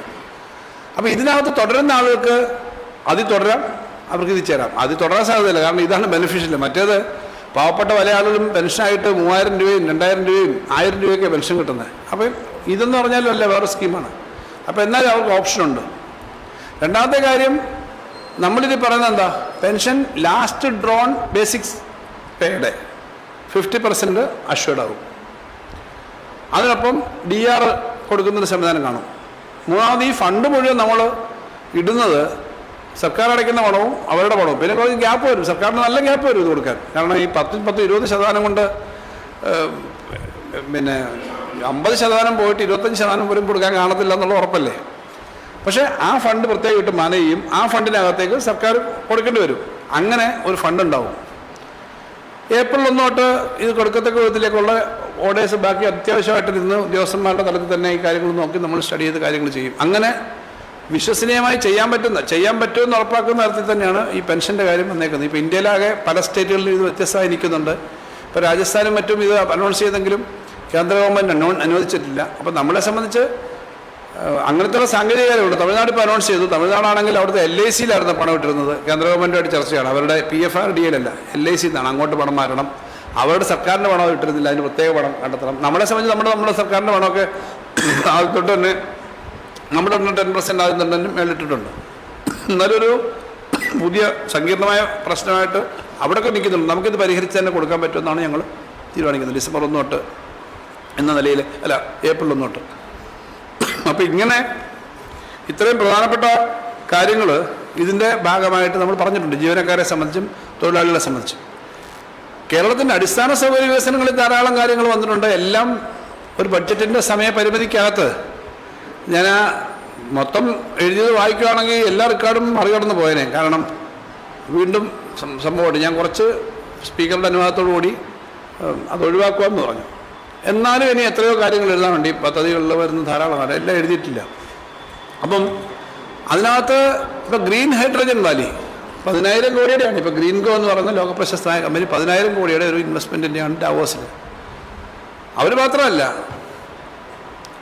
ഈ ഇപ്പോൾ അവിടെ പോയിട്ട് വന്നിട്ടുള്ള GCCകൾ കുറച്ച് പുതിയ കാര്യങ്ങളൊക്കെ ഇപ്പം കുറേ പുതിയ സംവിധാനങ്ങളിപ്പോൾ പിന്നെ കമ്പനികൾ വരുന്നതിന് വേണ്ടിയിട്ടുള്ള താല്പര്യമുണ്ട്. മദർഷിപ്പുകൾ നിർമ്മിക്കുന്നതിന് വേണ്ടിയിട്ടുള്ള ചർച്ചയുണ്ട്. അതൊക്കെ ഈ ബഡ്ജറ്റ് ഞാൻ പറഞ്ഞിട്ടില്ല. മദർഷിപ്പുകൾ എന്ന് പറഞ്ഞാൽ അത്രയും വലിയ ഷിപ്പ് ബിൽഡിങ്ങിന് ഇന്ത്യ വേറെ ഒന്നുമില്ല. ഇന്ത്യയിലെ ഏറ്റവും നല്ല യൂണിറ്റുകളുള്ളത് ബോംബെയിലൊക്കെയാണ്, ഈ ABB പിന്നെ വിശാഖപട്ടണത്തൊക്കെ. പക്ഷേ അതിനേക്കാളൊക്കെ ഇത്രയും വലിയ മദർഷിപ്പ് ബിൽഡ് ചെയ്യണമെങ്കിൽ അതിനുള്ള ആഴമുള്ള കടൽ വേണമല്ലോ. അപ്പോൾ അങ്ങനെയൊക്കെയുള്ള പ്രൊജക്റ്റുകൾ നമ്മൾ പറഞ്ഞിട്ടുണ്ട്, എല്ലാം പറഞ്ഞിട്ടില്ല. അപ്പോൾ നമ്മുടെ അഗ്രികൾച്ചർ, നമ്മുടെ എഡ്യൂക്കേഷൻ, നമ്മുടെ modern industry, knowledge based industry എല്ലാത്തിനും നല്ല ഇമ്പ്രൂവ്മെൻറ്റ് വരത്തക്ക വിധത്തിലുള്ള കാര്യങ്ങളാണ് നമ്മൾ പറഞ്ഞേക്കുന്നത്. പിന്നെ നമ്മുടെ റോഡിൻ്റെയും മറ്റും ഡെവലപ്മെൻറ്റിനകത്തുമൊക്കെ പുതിയ പുതിയ കാര്യങ്ങൾ പറഞ്ഞ് നിങ്ങൾ ശ്രദ്ധിച്ചിട്ടുണ്ടാവും. ആരോഗ്യരംഗത്ത് നമുക്ക് മറ്റ് സ്റ്റേറ്റിലുള്ള ഇഷ്യൂസ് അല്ല, പുതിയ മേഖലയിലുള്ള വൈവനിധി പറഞ്ഞ മെനോപോസ് ക്ലിനിക് സത്യത്തിൽ first time in the country ആയിട്ട്. മെനോപോസ് എന്ന് പറയുന്നത് വളക്കാലം മുമ്പ് അതൊരു ഇഷ്യൂ അല്ല, പക്ഷേ മെനോപോസ് ഒരു ഇഷ്യൂ ആണെന്നുള്ളത് ഇപ്പോഴാണ്. നമ്മൾ ഇങ്ങനെയൊക്കെയുള്ള കേരളത്തിൽ നമ്മൾ പലതും ചെയ്യുന്നത് ഇന്ത്യക്ക് തന്നെ മാറിയാവുന്ന തരത്തിലേക്കാണ്. ഇപ്പം നേരത്തെ നമ്മൾ മെൻസ്ട്രൽ കപ്പ് 2 വർഷം മുമ്പ് പറഞ്ഞു. വാസ്തവത്തിലത് പാരിസ്ഥിതികമായും അല്ലാതെ അതിൻ്റെ കാര്യങ്ങൾ നടക്കും. ഇങ്ങനെ പിന്നെ ഫിനാൻഷ്യൽ ലിറ്ററസി നമ്മൾ കഴിഞ്ഞ വർഷം അനൗൺസ് ചെയ്ത് കുറച്ച് കാര്യങ്ങൾ നടക്കും. ഇങ്ങനെ പല കാര്യങ്ങളിലും നമ്മൾ വ്യത്യസ്തമായ കാര്യങ്ങൾ പറയുന്നുണ്ട്. ഇപ്പം കട്ടപ്പന തേനി 8 കിലോമീറ്റർ മറ്റേ ഉള്ളൂ ടണലാണെങ്കിൽ, പറ്റുമോ ഇല്ലയോ എന്നുള്ളത് നമുക്ക് സാങ്കേതികത്വം വേണം. പക്ഷേ 8 കിലോമീറ്റർ പോയാൽ തേനി എന്ന് പറയുന്നത് അവിടെ വരെ റെയിൽവേ ലൈൻ വരും. ഇപ്പോൾ തേനിയുടെ പ്രത്യേകത, തേനിയിൽ the Palani line is coming, അല്ലെ പളനി ലൈൻ അങ്ങോട്ട് വരുന്നുണ്ട്. അവിടുന്ന് 8 കിലോമീറ്റർ ടണലിൽ കൂടെ വരാൻ പറ്റിക്കഴിഞ്ഞാൽ 30 കിലോമീറ്റർ 25 കിലോമീറ്ററുകളുടെ മേളിൽ കൂടെ യാത്ര ചെയ്യേണ്ട സ്ഥലം കഴിഞ്ഞിട്ട് ഇപ്പുറത്ത് വരാമെന്നാണ്. അപ്പോൾ അതിൻ്റെ പ്രാഥമിക പഠനമാണ് നമ്മൾ പറഞ്ഞേക്കുന്നത്. അപ്പോൾ ഇങ്ങനെ വയനാട്ടിലെ ചുരം പോലെ ബേസിക്കായിട്ട് ചെയ്യാൻ പറ്റുന്ന കുറേ കാര്യങ്ങൾ അങ്ങനെ നമുക്ക് ചെയ്യാൻ പറ്റുന്നതിനകത്ത് പറഞ്ഞിട്ടുണ്ട്. ഈ MC റോഡിൻ്റെ കാര്യത്തിനകത്ത് വികസനത്തിന് ഒരു 5000 കോടി രൂപയുടെ ഒരു പദ്ധതി പറഞ്ഞു. MC റോഡ് കേരളത്തിലെ ഏറ്റവും പഴക്കമുള്ള റോഡും ഹാർട്ടിൽ കൂടെ പോകുന്ന റോഡാണ്, അതിന് സെൻട്രിൽ കൂടെ പോകുന്ന റോഡാണ്. പക്ഷെ ഭയങ്കര തിക്കിലി പോപ്പുലേറ്റഡുമാണ്. അപ്പോൾ അതിന് 3 ഘട്ടമായിട്ടുള്ള ഒരു ഡെവലപ്മെൻറ്റ്. ഇത് അങ്കമാലി വരെയാണ് റോഡ്. ഇവിടുന്ന് ചെങ്ങന്നൂർ കഴിഞ്ഞാൽ ചെങ്ങന്നൂർ മുതൽ കോട്ടയം വരെ NHൻ്റെ പാർട്ടായിട്ട് എടുത്തിട്ടുണ്ട്. അത് കഴിഞ്ഞാൽ അങ്കമാലി വരെ. അപ്പോൾ നമ്മളിപ്പോൾ ആകെ റോഡ് എല്ലാ സ്ഥലവും അങ്ങ് മാറ്റുന്ന ഒരു പ്ലാനല്ലാതെ ഇട്ടേക്കുന്നത്. 7 പ്രധാനപ്പെട്ട നഗരങ്ങളിൽ ബൈപ്പാസ് കൊടുക്കുക. ഇപ്പോൾ കൊട്ടാരക്കര ബൈപ്പാസ് ഓൾറെഡി അതിൻ്റെ ആക്ടിവിറ്റി നടക്കുന്നു. തിരുവനന്തപുരത്ത് മണ്ണന്തരം തിരിച്ചു കഴിഞ്ഞാൽ ആദ്യത്തെ പ്രധാന സിറ്റി വെഞ്ഞാറമൂടിൽ ഇപ്പോൾ ഒരു പണി നടക്കുന്നുണ്ട്. വെഞ്ഞാറമൂട് കഴിഞ്ഞാൽ കിളിമാനൂർ, നിലമേൽ, ചടയമംഗലം, ആയൂർ, നിങ്ങളതിൽ യാത്ര ചെയ്യുന്നവർ അവിടെയൊക്കെ വന്ന് 1 മണിക്കൂർ കിടക്കുന്നവരാണ്. അതുകൊണ്ടാണ് ഞാൻ സ്ഥലം പറയുന്നത്. അത് കഴിഞ്ഞിട്ട് ചെങ്ങന്നൂർ, പന്തളം, ഇങ്ങനെ ഉള്ള അവിടെ തന്നെ ബൈപ്പാസ് കൊടുത്തിട്ട് റോഡ് ഡെവലപ്പ് ചെയ്യുക എന്നുള്ള തരത്തിലാണ് അതിൻ്റെ. കിഫ്ബിയുടെ ഒരു 5000 കോടി രൂപയുടെ ഒരു പദ്ധതിയാണ്. കിഫ്ബിയുടെ വേറെ അധികം പദ്ധതികൾ ഇപ്രാവശ്യം പറഞ്ഞിട്ടില്ല. മറ്റു ചില കാര്യങ്ങളും നടക്കുന്നുണ്ട്, ഇല്ലാതെ തന്നെ ഏറ്റെടുത്ത് നടക്കുന്നുണ്ട്. പിന്നീട് ഓരോന്നും ഞാൻ എടുക്കുന്നില്ല. ഈ സോളാർ എല്ലാ പഞ്ചായത്തിലും സോളാർ ഇപ്പോൾ ബാറ്ററി ഉപയോഗിച്ച് സേവ് ചെയ്യുന്ന കാര്യമുണ്ട്. അപ്പോൾ അതിനകത്ത് ഈ പെരിഞ്ഞനം സോളാർ ഒരു വില്ലേജായിട്ട് പഞ്ചായത്ത് നേരത്തെ ഡെവലപ്പ് ചെയ്യുക. അതുകൊണ്ടാണ് പൈലറ്റ് പദ്ധതി അവിടെ കൊടുത്തിരിക്കുന്നത്. എല്ലാ പഞ്ചായത്തിലും സോളാറിൻ്റെ ഒരു പദ്ധതി കൊടുക്കുക. വർക്കിനിയർ ഹോമിൻ്റെ കാര്യം നേരത്തെ ഫസ്റ്റ് വർക്കിനിയർ ഹോം ഗവൺമെൻറ്റിൻ്റെ മേഖലയുള്ളത് കൊട്ടാരക്കര തുടങ്ങി. അവിടെ 150ഓളം പേര് വർക്ക് ചെയ്യുന്നതിനകത്ത് 80 പേര് വന്നു കഴിഞ്ഞു ചുറ്റുപാടുള്ളത്. അപ്പോൾ അങ്ങനത്തെ കേരളത്തിൽ 200 എണ്ണം വരാൻ വേണ്ടിയിട്ടുള്ള കാര്യങ്ങൾ, പുതിയ ജോലി വരാൻ. കുടുംബശ്രീയുടെ ഒരു വലിയ പദ്ധതി പറഞ്ഞിട്ടുണ്ട്. അത് 150 ഇനങ്ങൾ സ്റ്റാൻഡർഡൈസ് ചെയ്ത് ഏറ്റവും മോഡേൺ പാക്കിങ് വലിയ കമ്പനികളുമായിട്ട് ബന്ധപ്പെടുത്തി ആ കാര്യങ്ങളൊക്കെ ചെയ്തിട്ട് അതൊരു വലിയ സാധ്യതയുള്ള കാര്യമാണ്. നമ്മുടെ നാട്ടിൻപുറത്ത് ഈ കാര്യങ്ങൾ പ്രൊഡ്യൂസ് ചെയ്ത് ലോക്കലായിട്ടുള്ള ഏറ്റവും ടേസ്റ്റിയായ സാധനങ്ങൾ ലോകത്തേക്ക് കയറ്റി അയക്കാൻ പറ്റുന്ന വലിയൊരു പ്രൊജക്റ്റാണ് കുടുംബശ്രീയുടെ. അതുകൊണ്ടാണ് 22 കോടി രൂപയിലധികം വരുന്ന ചിലവ് വരുന്നൊരു പദ്ധതി അതിനകത്ത് പറഞ്ഞിട്ടുള്ളത്. സീനിയർ സിറ്റിസൺസിന് വേണ്ടിയിട്ടുള്ള കുറേ പദ്ധതികൾ പറഞ്ഞിട്ടുണ്ട്. അതിനകത്ത് അസിസ്റ്റഡ് ഹൗസ് മറ്റൊക്കെ ഉണ്ടെങ്കിൽ KFC ഇപ്പോൾ ഒരു ലോൺ സബ്വെൻഷനോടുകൂടി 20 കോടി രൂപ വരെ കൊടുക്കാവുന്ന പദ്ധതിയുണ്ട്. അത് കൂടുതൽ നമുക്ക് വേണ്ടി വരും. നാട്ടിൻപുറത്ത് വീടുകൾ ഒറ്റപ്പെട്ട് ഇരിക്കുന്ന ആളുകൾക്ക് ഒന്ന് ഫോൺ ചെയ്യാനൊരു കോൾ സെൻറ്റർ പോലുള്ള സംവിധാനം ഇല്ലെങ്കിൽ പലപ്പോഴും അപകടപ്പെട്ടതിന് ഗുരുതരമായി അസുഖപ്പെട്ട് ദൗർഭാഗ്യപരമായ സംഭവങ്ങളിൽ മരിച്ചു കിടക്കുന്നവരെയാണ് പലപ്പോഴും ഒറ്റയ്ക്ക് താമസിക്കുന്നവരുടെ കാര്യത്തിലുള്ളത്. അപ്പോൾ അത്തരം കാര്യങ്ങൾക്കുള്ള വോളണ്ടിയർ പ്രവർത്തനവും മറ്റു കാര്യങ്ങളും ഇതിനകത്ത് അനൗൺസ് ചെയ്തിട്ടുണ്ട്. അപ്പോൾ ഇങ്ങനെ ധാരാളം കാര്യങ്ങൾ ഇതിനകത്ത് ഞാൻ ഓരോന്നിനോട് തോന്നുന്നില്ല. തദ്ദേശ സ്വയംഭരണ സ്ഥാപനങ്ങളുടെ ഏറ്റവും പ്രധാനപ്പെട്ട കാര്യം ഫണ്ടിൻ്റെ അലോക്കേഷനാണ്. നമ്മുടെ പുതിയ ഫിനാൻസ് കമ്മീഷൻ വന്നിട്ടുണ്ട്. ആ ഫിനാൻസ് കമ്മീഷൻ ഓരോ ഘട്ടത്തിൽ വരുന്നതാണ്. ഫണ്ട് നല്ലൊരു ഇൻക്രീസോട് കൂടിയാണ് ഇപ്രാവശ്യം ഏകദേശം 3000 കോടി രൂപയ്ക്ക് അടുത്ത് തദ്ദേശ സ്ഥാപനങ്ങൾക്ക് ഈ വർഷം പ്ലാനിലും നോൺ പ്ലാനിലുമായിട്ട്, നോൺ പ്ലാനല്ല അവർക്ക് പറയുന്നത്, അവർക്ക് കിട്ടുന്ന മെയിൻ്റനൻസ് ഗ്രാൻഡ് GPF അങ്ങനെയൊക്കെയാണ്, അത്രയും കിട്ടുകയാണ്. പഞ്ചായത്ത് മെമ്പർമാർക്ക് പിന്നെ അവരുടെ അലവൻസ് വർദ്ധിപ്പിക്കാൻ വേണ്ടിയിട്ട് കുറേ വർഷമായി, കഴിഞ്ഞ 5 വർഷം നമുക്ക് കൊടുക്കാൻ പറ്റില്ല, അവരുടെ അലവൻസ് വർദ്ധിപ്പിക്കുക എന്ന് ആലോചിച്ചിട്ടുണ്ട്. അതിൻ്റെ തുക വരത്തേ ഉള്ളൂ. പിന്നീട് പഴയ പഞ്ചായത്ത് മെമ്പർമാരുണ്ട്, വാസ്തവത്തിൽ ആയിരക്കണക്കിന് ആളുകളുണ്ട്. ഇവർക്ക് വേറെ അവർക്ക് അലവൻസും പെൻഷൻ ഒന്നുമില്ലല്ലോ, വേറെ അവർക്ക് അത്യാവശ്യം ചികിത്സയോ ആവശ്യം വന്നു കഴിഞ്ഞാൽ ഒരു സംവിധാനവും ഇല്ല. അപ്പോൾ അതുകൊണ്ടാണ് ഒരു വെൽഫെയർ ഫണ്ട്, അത് വളരെ വലിയൊരു കാര്യമായിരിക്കും. 10, 15 വർഷമൊക്കെ ആയിട്ട് പഞ്ചായത്ത് മെമ്പർമാരുടെ ജോലി നിങ്ങൾക്കറിയാം, കോർപ്പറേഷൻ കൗൺസിലർമാരുടെ ജോലി അറിയാം. വാസ്തവത്തിൽ ഏത് ആൾ വിളിച്ചാലും അപ്പം തന്നെ കൂടെ ഇറങ്ങി ഫുൾ ടൈം നിൽക്കേണ്ട ആളുകളാണ്. അവർക്ക് പക്ഷേ ഇതെല്ലാം കഴിയുമ്പോൾ അവർക്കൊരു വെൽഫെയർ എന്തെങ്കിലും കാര്യങ്ങൾ വരുന്നതിന് വേണ്ടി ഉള്ള കാര്യമുണ്ട്. പിന്നെ മേജറായ 2-3 കാര്യങ്ങൾ പറഞ്ഞിട്ടുള്ളതിൽ ഞാൻ എടുത്തത് അതിനകത്ത് ചികിത്സയായി ബന്ധപ്പെട്ടൊരു കാര്യമാണ്. മെഡിസപ്പ് വന്നിട്ടുണ്ട് സർക്കാർ ഉദ്യോഗസ്ഥന്മാർക്ക്. മെഡിസപ്പ് നമ്മൾ പൊതുമേഖലാ സ്ഥാപനത്തിനും സഹകരണ മേഖലയ്ക്കും നടത്താൻ ആലോചിക്കുന്നു. പക്ഷെ കാരുണ്യക്കും അതുപോലുള്ള പദ്ധതിക്ക് പുറത്ത് 42 ലക്ഷം കുടുംബങ്ങൾക്ക് പുറത്ത് കുറേയേറെ ആളുകളുണ്ട്. അവർക്ക് മെഡിസപ്പും ഇല്ല, സർക്കാർ ഉദ്യോഗസ്ഥന്മാരല്ല, ഈ 42 ലക്ഷത്തിനകത്ത് വരത്തുമില്ല. അപ്പോൾ അങ്ങനെയുള്ള ആളുകൾക്ക് ചികിത്സ കിട്ടണമെങ്കിൽ ഒരു സംവിധാനം വേണം. അതിനൊരു കുറച്ച് പേ ചെയ്യുന്ന തന്നെ സൗജന്യമല്ല ഇതൊന്നും. പക്ഷെ മെഡിസപ്പിൻ്റെ ഗുണം എന്താ? 104 വയസ്സുള്ള ഒരാളുടെ കാര്യം ഞാൻ ആ ബഡ്ജറ്റിൽ പറഞ്ഞു. ഒരു ടെസ്റ്റിങ്ങും വേണ്ട, നേരെ മെഡിസിപ്പിൽ ചേരാം. അതായത് പിന്നെ ബാക്കി ആരോഗ്യ ടെസ്റ്റ് ഒന്നും വേണ്ട, നിങ്ങൾ ഇൻഷുറൻസിൽ ചേരേണ്ട അതൊക്കെ വേണം. അങ്ങനെ ഒരു സംവിധാനം കളക്റ്റീവായിട്ടുള്ള സംവിധാനത്തിലേക്ക് കൊണ്ടുവരുന്ന ഒരു സ്കീം നമ്മൾ വർക്കൗട്ട് ചെയ്യുന്നുണ്ട്. ഇത് തന്നെ ഈ തൊഴിലാളികൾക്ക് ഇപ്പം ഓട്ടോറിക്ഷ ആയാലും ലോട്ടറി തൊഴിലാളി ആയാലും അല്ലെങ്കിൽ പിന്നെ ഹരിതകർമ്മസേന ആയാലും അങ്ങനെയൊക്കെ അവർക്ക് വരാൻ പറ്റുന്ന, ഇത് വരാത്തവർക്ക് വരാൻ പറ്റുന്നൊരു കാര്യം ഇൻഷുറൻസിൻ്റെ കാര്യം ആലോചിക്കുന്നുണ്ട്. ഇങ്ങനെ ഓരോ കാര്യങ്ങളും ആലോചിക്കുന്നു. പിന്നെ ബഡ്ജറ്റ് തുടങ്ങുമ്പോൾ തന്നെ ആമുഖം കഴിഞ്ഞിട്ട് ആദ്യം ഞാൻ പറഞ്ഞത് VS-ൻ്റെ പേരിലുള്ള VS സെൻറ്റർ പറഞ്ഞുകൊണ്ടാണ്. അത് എൻ്റെ പ്രസക്തി കൂടുതൽ വിശദീകരിക്കേണ്ട കാര്യമില്ല. അപ്പോൾ ഇങ്ങനെയുള്ള ഓരോ മേഖലയെയും സംബന്ധിച്ച് പറഞ്ഞുകൊണ്ടുള്ള കാര്യങ്ങളാണ് ചെയ്തേക്കുന്നത്. അപ്പോൾ ഇതൊക്കെ പറയുമ്പോൾ ഇതൊക്കെ ഈ പ്രതിപക്ഷ നേതാവ് ഇവിടെ പറയുന്നത് കേട്ടു, നിങ്ങൾ കേട്ടിട്ട് പറയായിരിക്കും ഇതൊന്നും നടക്കുന്നില്ലെന്നേ, ഇതൊന്നും കണക്കൊന്നുമില്ല, ചുമ്മാതാ. അങ്ങനൊന്നും അല്ല ഇത്തരം കാര്യങ്ങളെ പറ്റി. ഇതിന് വൈറ്റ് പേപ്പർ ഇറക്കാൻ വെല്ലുവിളിക്കുക. വൈറ്റ് പേപ്പർ ഇറക്കാൻ വെല്ലുവിളിക്കേണ്ട കാര്യമൊന്നുമില്ല. വൈറ്റ് പേപ്പറിനേക്കാളും കട്ടിയുള്ള പേപ്പറാണ് ബഡ്ജറ്റ്. അത് അവതരിപ്പിച്ചിരിക്കുക. സഭയിൽ സമയമുണ്ട്, അടുത്ത 4 ദിവസമുണ്ട്, അതിനുശേഷം സമയമുണ്ട്. അവിടെ ചർച്ച ചെയ്യട്ടെ. ഈ പറഞ്ഞതിനകത്തെല്ലാം കണക്കും കാര്യമില്ലെങ്കിൽ എന്തിനാ സഭയല്ലേ നല്ല വേദി? ഞാൻ ആൻസറബിളാണ്, മുഖ്യമന്ത്രി ആൻസറബിളാണ്, ഗവൺമെൻറ് ആൻസറബിളാണ്, സർവോപരി ഞങ്ങളുടെ ഡിപ്പാർട്ട്മെൻറ്റ് ഉദ്യോഗസ്ഥന്മാരും ആൻസറബിളാണല്ലോ. സഭയിലിരുന്നല്ലേ ഉള്ളൂ. വൈറ്റ് പേപ്പർ എന്തിനാ ഞങ്ങൾ ഇറക്കുന്നത്? ഞങ്ങൾ സോളിഡായിട്ടൊരു പേപ്പർ ഇറക്കിയിട്ടുണ്ട്. ആ പേപ്പറിനെ സഹായിക്കാൻ വേണ്ടി ആവശ്യമായ കണക്കുകളും കാര്യങ്ങളും കൂടുണ്ട്. കേന്ദ്ര ഗവൺമെൻറ് സമീപനവും നമ്മളിത് സംബന്ധിച്ച് പറഞ്ഞിട്ടുണ്ട്. എന്തിനാ ഞങ്ങൾ വൈറ്റ് പേപ്പർ ഇറക്കുന്നത്? സോ ഈ പേപ്പറിൻ്റെ അടിസ്ഥാനത്തിൽ പ്രതിപക്ഷത്തിന് പറയാം, ഭരണപക്ഷവും പ്രതിപക്ഷമെല്ലാം ചർച്ച ചെയ്യുമല്ലോ. അപ്പോൾ ഇത് അവിടെ പറയാവുന്നേ ഉള്ളൂ. എന്നിട്ട് പറഞ്ഞ് ശമ്പളം, ഇത് കഴിഞ്ഞിട്ട് ശമ്പളം ഒന്നും കൊടുക്കാനൊന്നുമല്ല. കഴിഞ്ഞ പ്രാവശ്യമാണെന്ന് പറഞ്ഞു, ജനങ്ങൾക്കറിയാൻ ശമ്പളം കൊടുക്കാവുന്നവരെയാണ് അവരെ ഏൽപ്പിച്ചത്. ഞങ്ങളെ സംബന്ധിച്ച് കേരളത്തിൻ്റെ ചരിത്രത്തിൽ ആദ്യമായി കഴിഞ്ഞ പ്രാവശ്യമാണ് തുടർച്ച ഉണ്ടാകുന്നത്. ഇപ്പോൾ ബഡ്ജറ്റ് അവതരിപ്പിക്കുമ്പോഴൊക്കെ സർക്കാരിൻ്റെ ഒരു കാഴ്ചപ്പാടെന്തായിരിക്കും? തുടർച്ച ഉണ്ടാവും, അല്ലാതെ ഇട്ടിട്ട് ഓടാനല്ല. തുടർച്ച ഉണ്ടാവുമ്പോൾ നടത്താൻ പറ്റുന്ന കാര്യങ്ങളെ ഇത് പറഞ്ഞിട്ടുള്ളൂ, ചെയ്യാവുന്ന കാര്യങ്ങളെ പറഞ്ഞിട്ടുള്ളൂ, പറയുന്ന കാര്യങ്ങൾ ഈ ഗവൺമെൻറ് ചെയ്തിട്ടുണ്ട്. അപ്പോൾ ആ ആറ്റിറ്റ്യൂഡിലാണ് ഞങ്ങൾ കാണുന്നത്. അതുകൊണ്ട് അങ്ങനെ പറയുന്നത് ശരിയല്ല. നിങ്ങൾ വൈപ്പ് ഇതെല്ലാം നടക്കാനല്ല, അത് ശരിയല്ല. കാരണം ഇതെല്ലാം ഒരു വിശ്വാസ്യതയുടെ പ്രശ്നമാണ് പറയുന്നവരുടെ. ഞാൻ അത്രേ പറയുന്നുള്ളൂ.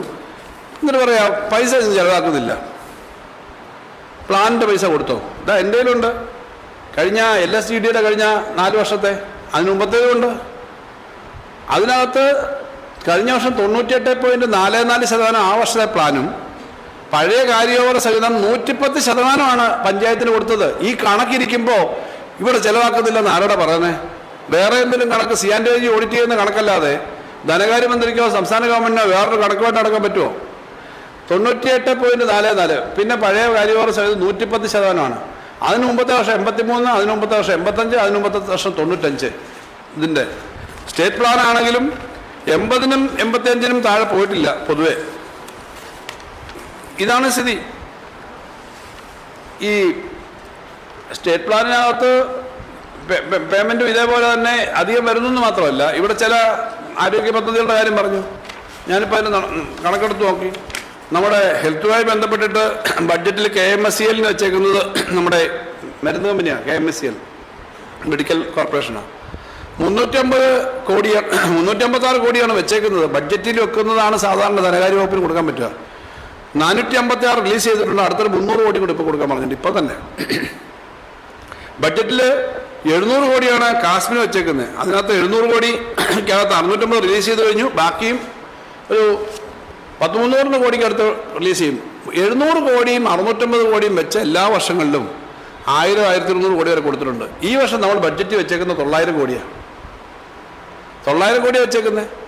അപ്പോൾ ഇതിനകത്ത് ഈ വസ്തുത ഇതായിരിക്കുമ്പോൾ ഇത് കിട്ടുന്നവരും കാണുന്നവരും ഉണ്ട് എന്നുള്ളത് ഓർക്കണം. അതുകൊണ്ട് ഇങ്ങനെ പറയുന്നതല്ല. ഞങ്ങൾ സെൻട്രൽ ഗവൺമെൻറ്റിൽ നിന്ന് കിട്ടേണ്ട കാര്യങ്ങൾ ഉൾപ്പെടെ വെച്ചിട്ട് തന്നെയാണ് ഇക്കാര്യം ചെയ്യുന്നത്. ജനക്ഷേമകരമായ ഏറ്റവും ആവശ്യമുള്ള കാര്യമുണ്ട്. ഇപ്പോൾ രാജ്യത്ത് ആകെ ശ്രദ്ധിക്കപ്പെടുന്നൊരു പദ്ധതിയാണ് ലൈഫ് കെയർ പദ്ധതി. ഇപ്പോൾ നമ്മൾ ബഡ്ജറ്റിൽ പറഞ്ഞേക്കുന്നത് ലൈഫ് കെയർ പദ്ധതി എന്ന് പറഞ്ഞാൽ വഴിയിൽ പോയി വണ്ടി ഇടിച്ച് പ്രത്യേകിച്ച് ആളുകൾ അറിയാൻ വയ്യാതൊക്കെ വീണിട്ട് നോക്കാനും കാണാനും ഇല്ലാത്ത ആളുകളുണ്ട്. 10,000-50,000 50,000 ആക്സിഡൻറ്റ് നടക്കുന്നതാണ്. കുറേ കേസുകൾ അങ്ങനെ വരും. 5 ദിവസമെങ്കിലും അവർക്ക് ചികിത്സ, എല്ലാ ദിവസവും ഇല്ല, കൊടുക്കാൻ പറ്റുന്ന ഒരു ഇൻഷുറൻസ് അല്ലാത്ത ഗവൺമെൻറ് ഇടപെടുന്ന ഒരു പദ്ധതിയാണ് അതിനകത്ത്. പലപ്പോഴും ഈ വീഴുന്ന ആളും മരിച്ചില്ല, വളരെ അബോധാവസ്ഥ കിടക്കുന്ന ആളും അത് പറഞ്ഞു വരുമ്പോഴത്തേക്കും നല്ല പരിചരണം കൊടുക്കാൻ പറ്റുന്നതായിരിക്കും. പക്ഷെ ഒരാൾ തൊടത്തില്ല, കാരണം ബില്ലടച്ചാലല്ലേ ഉള്ളൂ. വഴിയിലൊരാൾ ആക്സിഡൻറ്റ് പറ്റി കിടന്നാൽ നമുക്കറിയാമല്ലോ, ഈ അടുത്തിടയ്ക്ക് നമ്മുടെ വളരെ അടുത്ത സുഹൃത്തുക്കളായ ചില പത്രപ്രവർത്തകർ അപകടത്തിൽപ്പെട്ടത് നമുക്കറിയാമല്ലോ, മറ്റുള്ള ആളുകൾ. അപ്പോൾ ഇവരെ ഹോസ്പിറ്റലിൽ കൊണ്ട് കഴിഞ്ഞാൽ ആ ഹോസ്പിറ്റലിൽ ഹിറ്റ് ആൻഡ് റൺ ആയാലും അല്ലാത്ത കേസായാലും കിട്ടണം. അത് ഇന്ത്യയിൽ ആദ്യമാണെന്ന് ഞാൻ കരുതുന്നു ഇങ്ങനെ ലൈഫ് കെയർ പദ്ധതി. അപ്പോൾ ഇതുപോലുള്ള കാര്യങ്ങളാണ് ബഡ്ജറ്റിനകത്ത് പറഞ്ഞേക്കുന്നത്. അപ്പോൾ ഇത്തരം കാര്യങ്ങൾ പറയുമ്പം നടപ്പിലാക്കാൻ പറ്റുന്നതാണ്. അത് സംബന്ധിച്ച് നിങ്ങളോട് പറയാൻ വേണ്ടിയിട്ടാണ്. ധാരാളം കാര്യങ്ങൾ പറയാനുണ്ട്, ഞാൻ ആ കാര്യങ്ങളിൽ പോകുന്നില്ല, നിങ്ങളെ കാണുക എന്നുള്ളതാണ്. 50% മാക്സിമം ആണ്. അങ്ങനല്ല, അതിൻ്റെ കാര്യം എന്ന് വെച്ചാൽ സംസ്ഥാനത്തെ statutory pension with a small contribution ഇപ്പം എന്ന് കണക്കാക്കാം. ബാക്കി അതിൻ്റെ നിയമം വരട്ടെ. ഇപ്പോൾ സർവീസ് ജോലി ചെയ്യുന്ന ഒരാൾക്ക് 30 വർഷമാണെങ്കിൽ ഇവിടെ പെൻഷൻ ഈ 50% കിട്ടും. 15 വർഷമാണെങ്കിലോ അതിനനുസരിച്ചല്ലേ കിട്ടുള്ളൂ. 10 വർഷമാണെങ്കിൽ അതനുസരിച്ച് മിനിമം പെൻഷൻ വേണം, 10 വർഷം വേണം. 5 വർഷമോ 7 വർഷമോ ചെല്ലുണ്ട്, വളരെ പ്രായമായിട്ടൊക്കെ ജോലി കയറും. എന്തിന് അവർക്ക് പറയുന്ന പെൻഷൻ്റെ പേര് വേറെ, എക്സ്ഗ്രേഷ്യ, ഇൻവാലിഡ്, അങ്ങനെയൊക്കെയാണ്. അപ്പോൾ ഈ പ്രൊറേറ്റ ആയിരിക്കും, പക്ഷേ 50% അഷ്വേർഡ് ആണ്. എങ്ങനെ ഈ പറഞ്ഞ കണ്ടീഷൻ അത് ഇപ്പോൾ സ്റ്റാറ്റ്യൂട്ടറി പെൻഷൻ്റെ തന്നെ അതാണ് അതിൻ്റെ.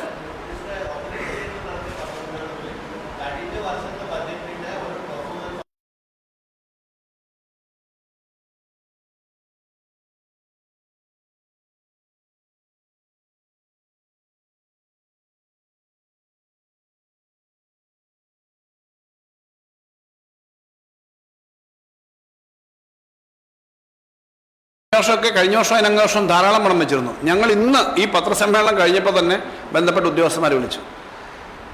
ആളുകൾ മരിച്ച കേസുണ്ട്, വളരെ കുറച്ച് കേസേ ഉള്ളൂ.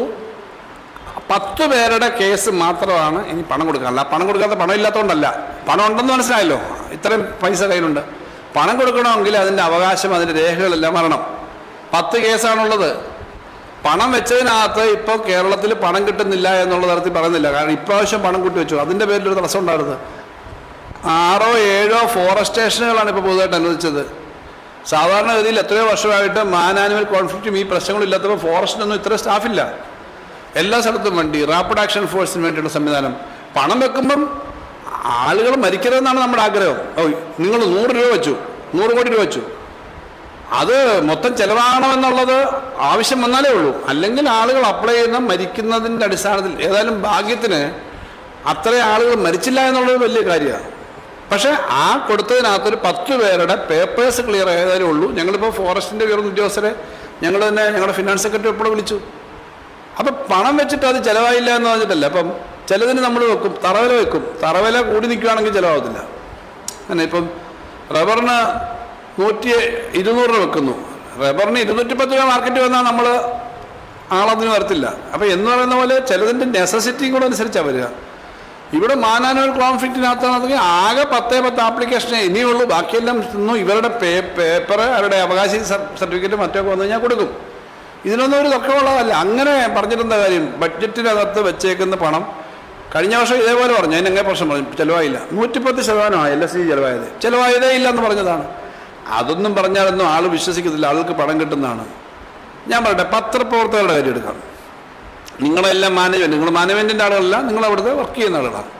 മാനേജ്മെൻറ്റിനോട് ചോദിച്ചു നോക്ക്, ഈ വർഷത്തെ ബഡ്ജറ്റ് വെച്ചിരുന്ന പ്രൊവിഷൻ ആദ്യത്തെ 4 ക്വാർട്ടറാണല്ലോ, 3 മാസം വെച്ച്, ആദ്യത്തെ ക്വാർട്ടറിൽ മൊത്തം കൊടുത്തു തീർത്തു. അഡീഷണൽ 2 പ്രാവശ്യം അലോക്കേഷൻ വെച്ചു. ഞങ്ങൾ എല്ലാ രംഗത്തും അതാണ് കാണുന്നത്. പത്രപ്രവർത്തകർക്ക് മാത്രമല്ല ഇത്, ഓരോ മേഖല ഇഷ്ടംപോലെ പണം ഉണ്ടായിട്ടൊന്നുമല്ല. പക്ഷേ 1,17,000 കോടി രൂപ ശരാശരി ചിലവാക്കിയിരുന്നിടത്തുനിന്ന് 1,70,000 കോടിയിലേക്ക് ഈ സ്പെൻഡിങ് വർദ്ധിപ്പിച്ചു. വലിയ റെസ്ട്രിക്ഷൻസ് ഉണ്ടായിട്ട് പത്രത്തിനുൾപ്പെടെ പരസ്യത്തിൻ്റെയും മറ്റും പണം കൊടുക്കേണ്ടത് ആവശ്യമാണ് എന്നുള്ളതുകൊണ്ട് തന്നെയാണ്. സാധാരണഗതിയിൽ അങ്ങനത്തെ തടസ്സങ്ങളൊന്നും വരാതെ പരമാവധി കൊടുക്കുന്നുണ്ട്. മരുന്നിൻ്റെ കാര്യത്തിലൊക്കെ നമ്മൾ വെക്കുന്നതിൻ്റെ ഇരട്ടി കൊടുക്കേണ്ടി വരും. അതുകൊണ്ട് ആൾ മരിച്ച പൈസ കൊടുത്തിട്ടില്ല എന്നൊക്കെ പറഞ്ഞ് ഇത് ഒന്നുകിലത് അറിഞ്ഞുകൊണ്ട് പറയുന്നതാണ്, അല്ലെങ്കിൽ അത് കിട്ടുന്ന ഇൻഫർമേഷൻ പിന്നെ അങ്ങനെ ആയിരിക്കും. എന്തായാലും ഞാൻ വളരെ ആധികാരികമായിട്ട് തന്നെയാണ് പറയുന്നത്. വെച്ചേക്കുന്ന പണം കൊടുക്കാൻ പറ്റുന്നതിൽ അധികമുണ്ട് ആളുകളുടെ ഈ മരണവും മറ്റു കാര്യങ്ങളുമായിട്ട്. അതിനകത്ത് യാതൊരു സംശയമില്ല.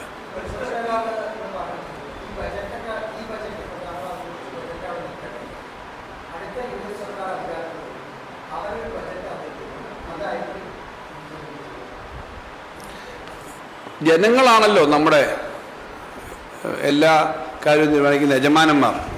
ജനങ്ങൾ തീരുമാനിക്കട്ടെ, ജനങ്ങൾ തീരുമാനിക്കും. ജനങ്ങളുടെ ദാസന്മാരാണ് യഥാർത്ഥത്തിൽ എല്ലാ പബ്ലിക് പ്രവർത്തകരും. രാഷ്ട്രീയ പ്രവർത്തകർ മാത്രമല്ല, നിങ്ങളും എല്ലാം ജനങ്ങളുടെ പൊതുസമൂഹത്തിൻ്റെയാണ്. അപ്പോൾ ജനങ്ങൾ തീരുമാനിക്കാൻ പോകുന്നൊരു കാര്യത്തിനകത്ത് അവരൊക്കെ ഇങ്ങനെ തീരുമാനിച്ചോളും കേട്ടോ. ഞങ്ങൾ ബഡ്ജറ്റ് അവതരിപ്പിക്കുമ്പോൾ ഇതൊക്കെ മാറ്റി ഇതിനേക്കാളൊക്കെ വെട്ടിക്കുറച്ച് ഈ ശമ്പള പരിഷ്കരണവും DA ആനുകൂല്യവും ഒക്കെ വെട്ടിക്കുറച്ച് ഞങ്ങൾ കുറയ്ക്കും എന്ന് പറയുന്നതാണോ ഔചിത്യം? ഈ പറഞ്ഞ ബഡ്ജറ്റ് നടപ്പിലാക്കാനുള്ള ബഡ്ജറ്റാണല്ലോ. ശമ്പള പരിഷ്കരണം വേണം, DA കൊടുക്കണം, മറ്റാനുകൂല്യം കൊടുക്കണം. ഞങ്ങൾ വരുമ്പോൾ ഇതൊന്നും കൊടുക്കത്തില്ല എന്ന് പറയുന്നതല്ലല്ലോ ന്യായം. അപ്പോൾ ഇത് കൊടുക്കാൻ പറ്റുമെന്നുള്ളത് കൊണ്ടാണ് ഞങ്ങളിത് പറഞ്ഞിട്ടുള്ളത്.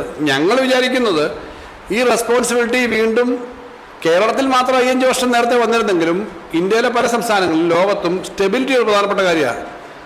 ഒരു ഗവൺമെൻറ് വന്ന് രണ്ടാമത്തെ ഗവൺമെൻറ് വന്നതുകൊണ്ടാണ് വിഴിഞ്ഞം ഈ ലെവലിൽ കംപ്ലീറ്റ് ചെയ്ത് നാഷണൽ ഹൈവേ ഇങ്ങനെ പൂർത്തീകരിച്ചത്, ബാക്കിയുള്ള ആനുകൂല്യങ്ങൾ കിട്ടുന്നത്. ഇപ്പോൾ ഞാനിപ്പോൾ പറഞ്ഞില്ല, ഡിഗ്രി കുട്ടികൾക്ക് പിന്നെ ആർട്സ് ആൻഡ് സയൻസ് കോളേജ് വിദ്യാഭ്യാസം സൗജന്യമായി. ഇങ്ങനെ പല കാര്യങ്ങളും ആർട്സ് ആൻഡ് സയൻസ് കോളേജിലെ ഡിഗ്രി കുട്ടികൾ, പ്രൊഫഷണൽസ് ഒന്നും അല്ല, degree general education degree, arts and science aided and government. നമ്മുടെ സ്കൂളിലെ പോലെ തന്നെ +2 വിദ്യാർത്ഥികൾക്ക് വരെ ഉണ്ടല്ലോ ഇപ്പോൾ. അവർ ഡിഗ്രിക്ക് ചേർന്ന് കഴിഞ്ഞാൽ ഇപ്പം മാർവേനിസ് കോളേജിലെ ഡിഗ്രി വിദ്യാർത്ഥി ആയാലും ഗവൺമെൻറ് ആർട്സ് കോളേജിലെ വിദ്യാർത്ഥി ആയാലും യൂണിവേഴ്സിറ്റി കോളേജിലെ വിദ്യാർത്ഥി ആയാലും ഡിഗ്രി വിദ്യാർത്ഥി ഒരേപോലെ തന്നെയാണ് നമ്മൾ ഇത്തരം കാര്യങ്ങൾ കാണുന്നത്. അവർക്ക്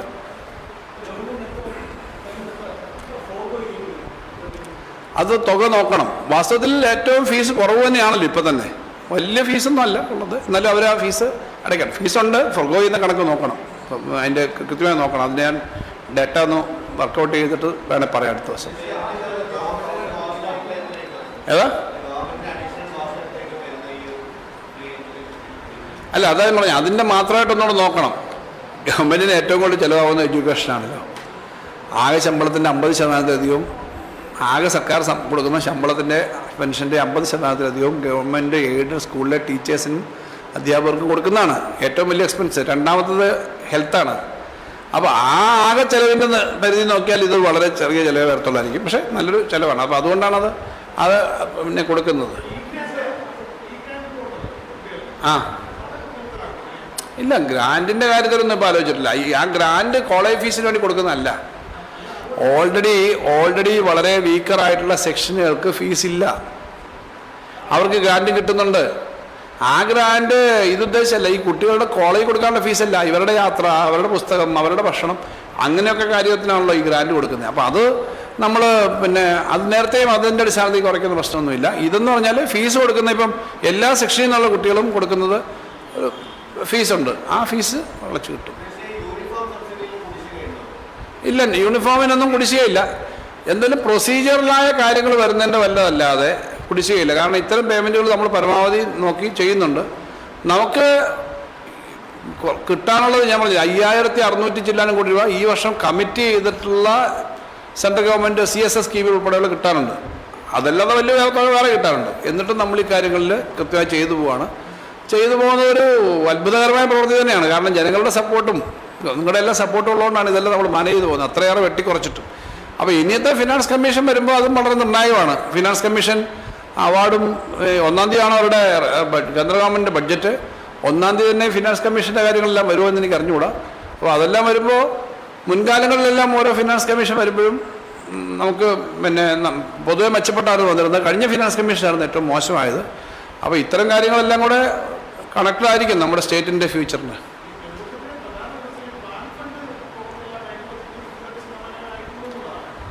ഞാനിപ്പോൾ കണക്കെടുത്തു. കഴിഞ്ഞ ബഡ്ജറ്റിലെ ഈ ബഡ്ജറ്റിലെ കണക്കെടുക്കണമെങ്കിൽ വാസ്തവത്തിൽ ഫെബ്രുവരി മാർച്ച് കൂടെ ആവണം. കാരണം ബഡ്ജറ്റിൻ്റെ എക്സ്പെൻഡിച്ചർ, പ്ലാനിൻ്റെ എക്സ്പെൻഡിച്ചർ എപ്പോഴും അവസാനത്തെ 3 മാസമാണ് കാര്യമായി നടക്കുക.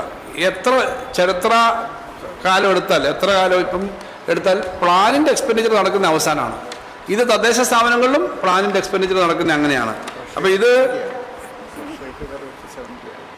ഇപ്പോഴത്തെ നമ്മുടെ കയ്യിലുള്ള വിവരം വെച്ചിട്ട് 70% ആയിട്ടുണ്ട്. 40% പ്രതിപക്ഷ നേതാവ് പറഞ്ഞെന്ന് ഞാൻ കേട്ടു.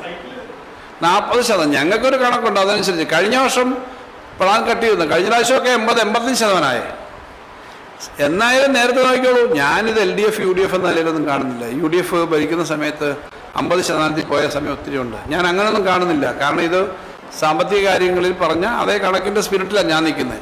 അപ്പോൾ കഴിഞ്ഞ പ്രാവശ്യം 80-85 ആയതാണ്. തദ്ദേശ സ്വയംഭരണ സ്ഥാപനങ്ങൾക്ക് കാര്യോവർ ഉൾപ്പെടെ 110 100 കൊടുക്കേണ്ടത് 110 എങ്ങനെ വരുന്നത്? പഴയത് കൂടെ കൊടുക്കാനാണ് 110. അപ്പോൾ അങ്ങനെ ഇല്ല. അതെന്തുകൊണ്ടാണ് പറഞ്ഞത് പ്ലാൻ ചിലവാക്കുന്നില്ല? പ്ലാൻ എന്ന് പറയുന്നത് വാസ്തവത്തിൽ 30,000-40,000 കോടിയുടെ ഭാഗമാണ്. ആകെ ചിലവാക്കുന്നത് 2 ലക്ഷം കോടിയാണ്. ആ 2 ലക്ഷം കോടിയിൽ പ്ലാനൊരു ഭാഗമാണ്.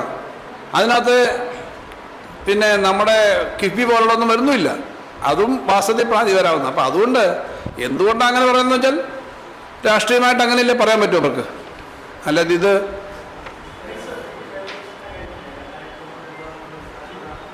ഏതാ വെൽഫെയർ പെൻഷൻ തൊട്ട് മുമ്പ് 6 മാസം മുമ്പ് അല്ലെങ്കിൽ നവംബർ മാസത്തിലാണല്ലോ അത് ചെയ്തത്. അതുകൊണ്ട് അതിനപ്പുറത്തെ സാധ്യത ഇപ്പം പരിശോധിക്കാൻ പറ്റുന്ന സ്ഥിതി ഇല്ലാത്തതുകൊണ്ടാണ് അന്ന് അത് കൊടുത്തത്. അത് സാമാന്യം നല്ല ഒരു കാര്യമാണ്. അത് കൂടാതെ നമ്മൾ 1000 രൂപയുടെ കാര്യവും പിന്നെ മറ്റെല്ലാം നടത്തിയല്ലോ. മാനിഫെസ്റ്റോയിൽ നമ്മൾ പറഞ്ഞപ്പം ഉണ്ടാകുന്ന സിറ്റുവേഷൻ കേരളത്തിന് കിട്ടിക്കൊണ്ടിരുന്ന 30,000-40,000 കോടി രൂപ കോമ്പൻസേഷൻ, പിന്നെ GST കോമ്പൻസേഷനും ഇതും എല്ലാം വെട്ടിക്കുറച്ചു. ബോറോയിങ് കുറച്ചു. ബോറോയിങ് മാത്രം 1.25 ലക്ഷം കോടിയാണ് വെട്ടിക്കുറച്ചു. 25,000 കോടി ഒരു വർഷം വെച്ച് കുറഞ്ഞു. മറ്റുള്ളതും 20,000-25,000 കോടി കുറഞ്ഞു. ആ ഒരു സിറ്റുവേഷനാണ്. നമ്മൾ മാനിഫെസ്റ്റോയിൽ പറയുന്ന കാര്യങ്ങളെല്ലാം നടത്തണം എന്ന് വിചാരിക്കുന്നൊരു ഗവൺമെൻറ്റാണ്. വെറുതെ ഒരു മാനിഫെസ്റ്റോ അല്ല. നമ്മൾ പണ്ട് ഒരു പ്രശസ്തനായ BJP നേതാവ് അല്ലെങ്കിൽ ഒരു മറ്റൊരു ദേശീയ പാർട്ടികളുടെ നേതാവ് വേറെ പാർട്ടികളും പറഞ്ഞു, മാനിഫെസ്റ്റോയ്ക്കായ ഇലക്ഷൻ കേലിയനാ എന്ന് പറഞ്ഞാൽ നിങ്ങൾ കേട്ട് കാണുമല്ലോ. ഞങ്ങൾ മാനിഫെസ്റ്റോ എന്ന് പറഞ്ഞാൽ സീരിയസ് ആയിട്ട് നടപ്പിലാക്കണം എന്നുള്ള തരത്തിലാണ്. പക്ഷേ ഈ മാനിഫെസ്റ്റോ മാത്രമല്ല, ഇപ്പം പിന്നെ ജനുവരി ഫെബ്രുവരി മാർച്ച് മാസത്തിനകത്ത് ഈ പണം ആകെ പകുതി വെട്ടിക്കുറയ്ക്കുന്നത്. ഇപ്പോഴും ഞങ്ങൾ ഓരോ ദിവസവും ഞങ്ങൾ നേരിട്ടുകൊണ്ടിരിക്കുന്ന പ്രശ്നമുണ്ട്. അതെല്ലാം ഞങ്ങൾ പ്രസിഡന്റ് തന്നെ പറയാൻ പറ്റുന്നതല്ല. അവിടെ നിന്നുകൊണ്ടാണ് ഞങ്ങളിതെല്ലാം ചെയ്യുന്നത്.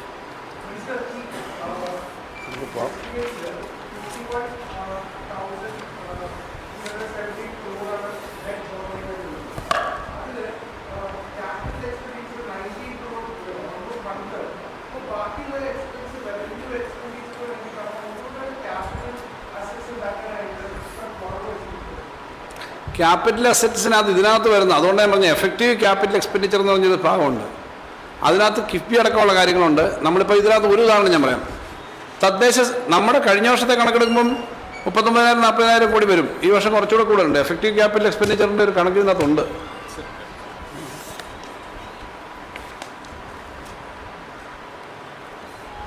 എഫക്റ്റീവ് ക്യാപിറ്റൽ എക്സ്പെൻഡിച്ചർ 30,961 കോടിയാണ്. അതെങ്ങനെയാണെന്ന് വെച്ച് കഴിഞ്ഞാൽ സാധാരണഗതിയിൽ കിഫ്ബി അതുപോലെ നമ്മൾ കൊടുക്കുന്ന ഒന്നും നമ്മൾ നേരിട്ട് ബഡ്ജറ്റിൽ നിന്നല്ല.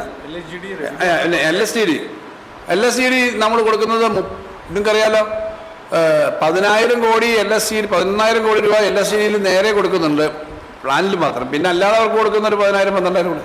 ഇതിലൊരു രൂപ പോലും പ്ലാനല്ല, മൂലധനമല്ല.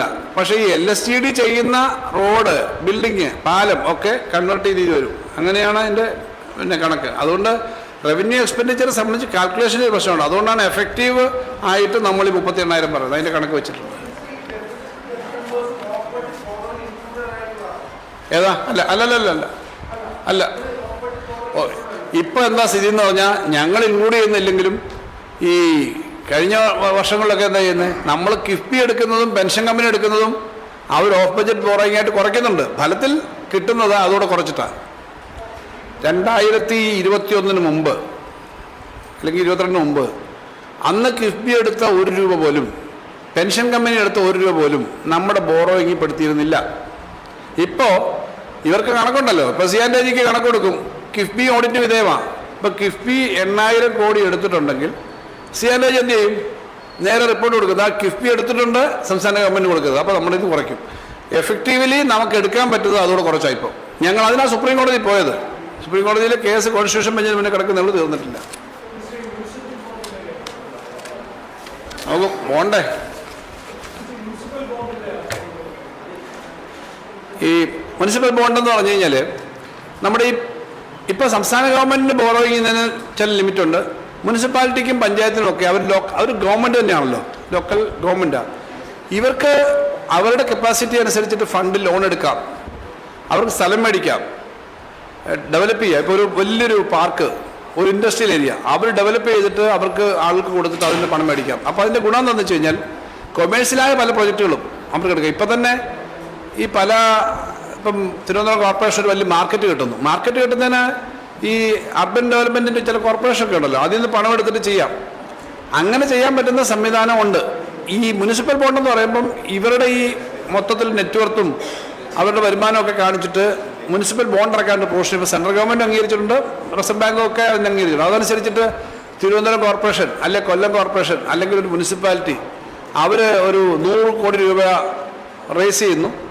അടുത്ത 5 വർഷം കൊണ്ടോ 10 വർഷം കൊണ്ടോ കൊടുത്തു തീർക്കാൻ പറ്റുന്ന അസറ്റ് ഉണ്ടെന്ന് കാണിക്കുന്നെടുക്കുക. അതാണ് അതിന് സിമ്പിളായ കാര്യം. പക്ഷേ ബാക്കി അതിൻ്റെ ധനപരമായ കാര്യങ്ങൾ, അഡ്മിനിസ്ട്രേറ്റീവ് കാര്യങ്ങൾ വേറെ നോക്കണം. ഈ മുനിസിപ്പൽ ബോണ്ട് ബോംബെ മുനിസിപ്പൽ കോർപ്പറേഷൻ്റെ ഒരു വർഷത്തെ എസ്റ്റിമേറ്റ് എന്ന് പറഞ്ഞാൽ നമ്മൾ അന്തം വിടും. ഞാൻ രാജ്യസഭാ അംഗമായിരിക്കുമ്പം അന്ന് അവർ പറഞ്ഞു ഒരു വർഷം അവർക്ക് 10,000 കോടിയോ 12,000 കോടിയാണ് അവരുടെ ഒക്ട്രോയി മാത്രം.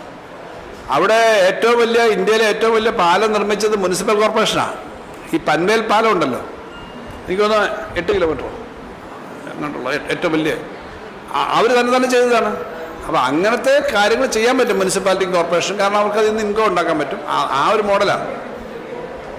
ഓക്കെ, ഇന്ന് 4 മണിക്ക് ഇതുണ്ടല്ലോ, പ്രവാസികളുടെ പരിപാടി ഉണ്ടല്ലോ.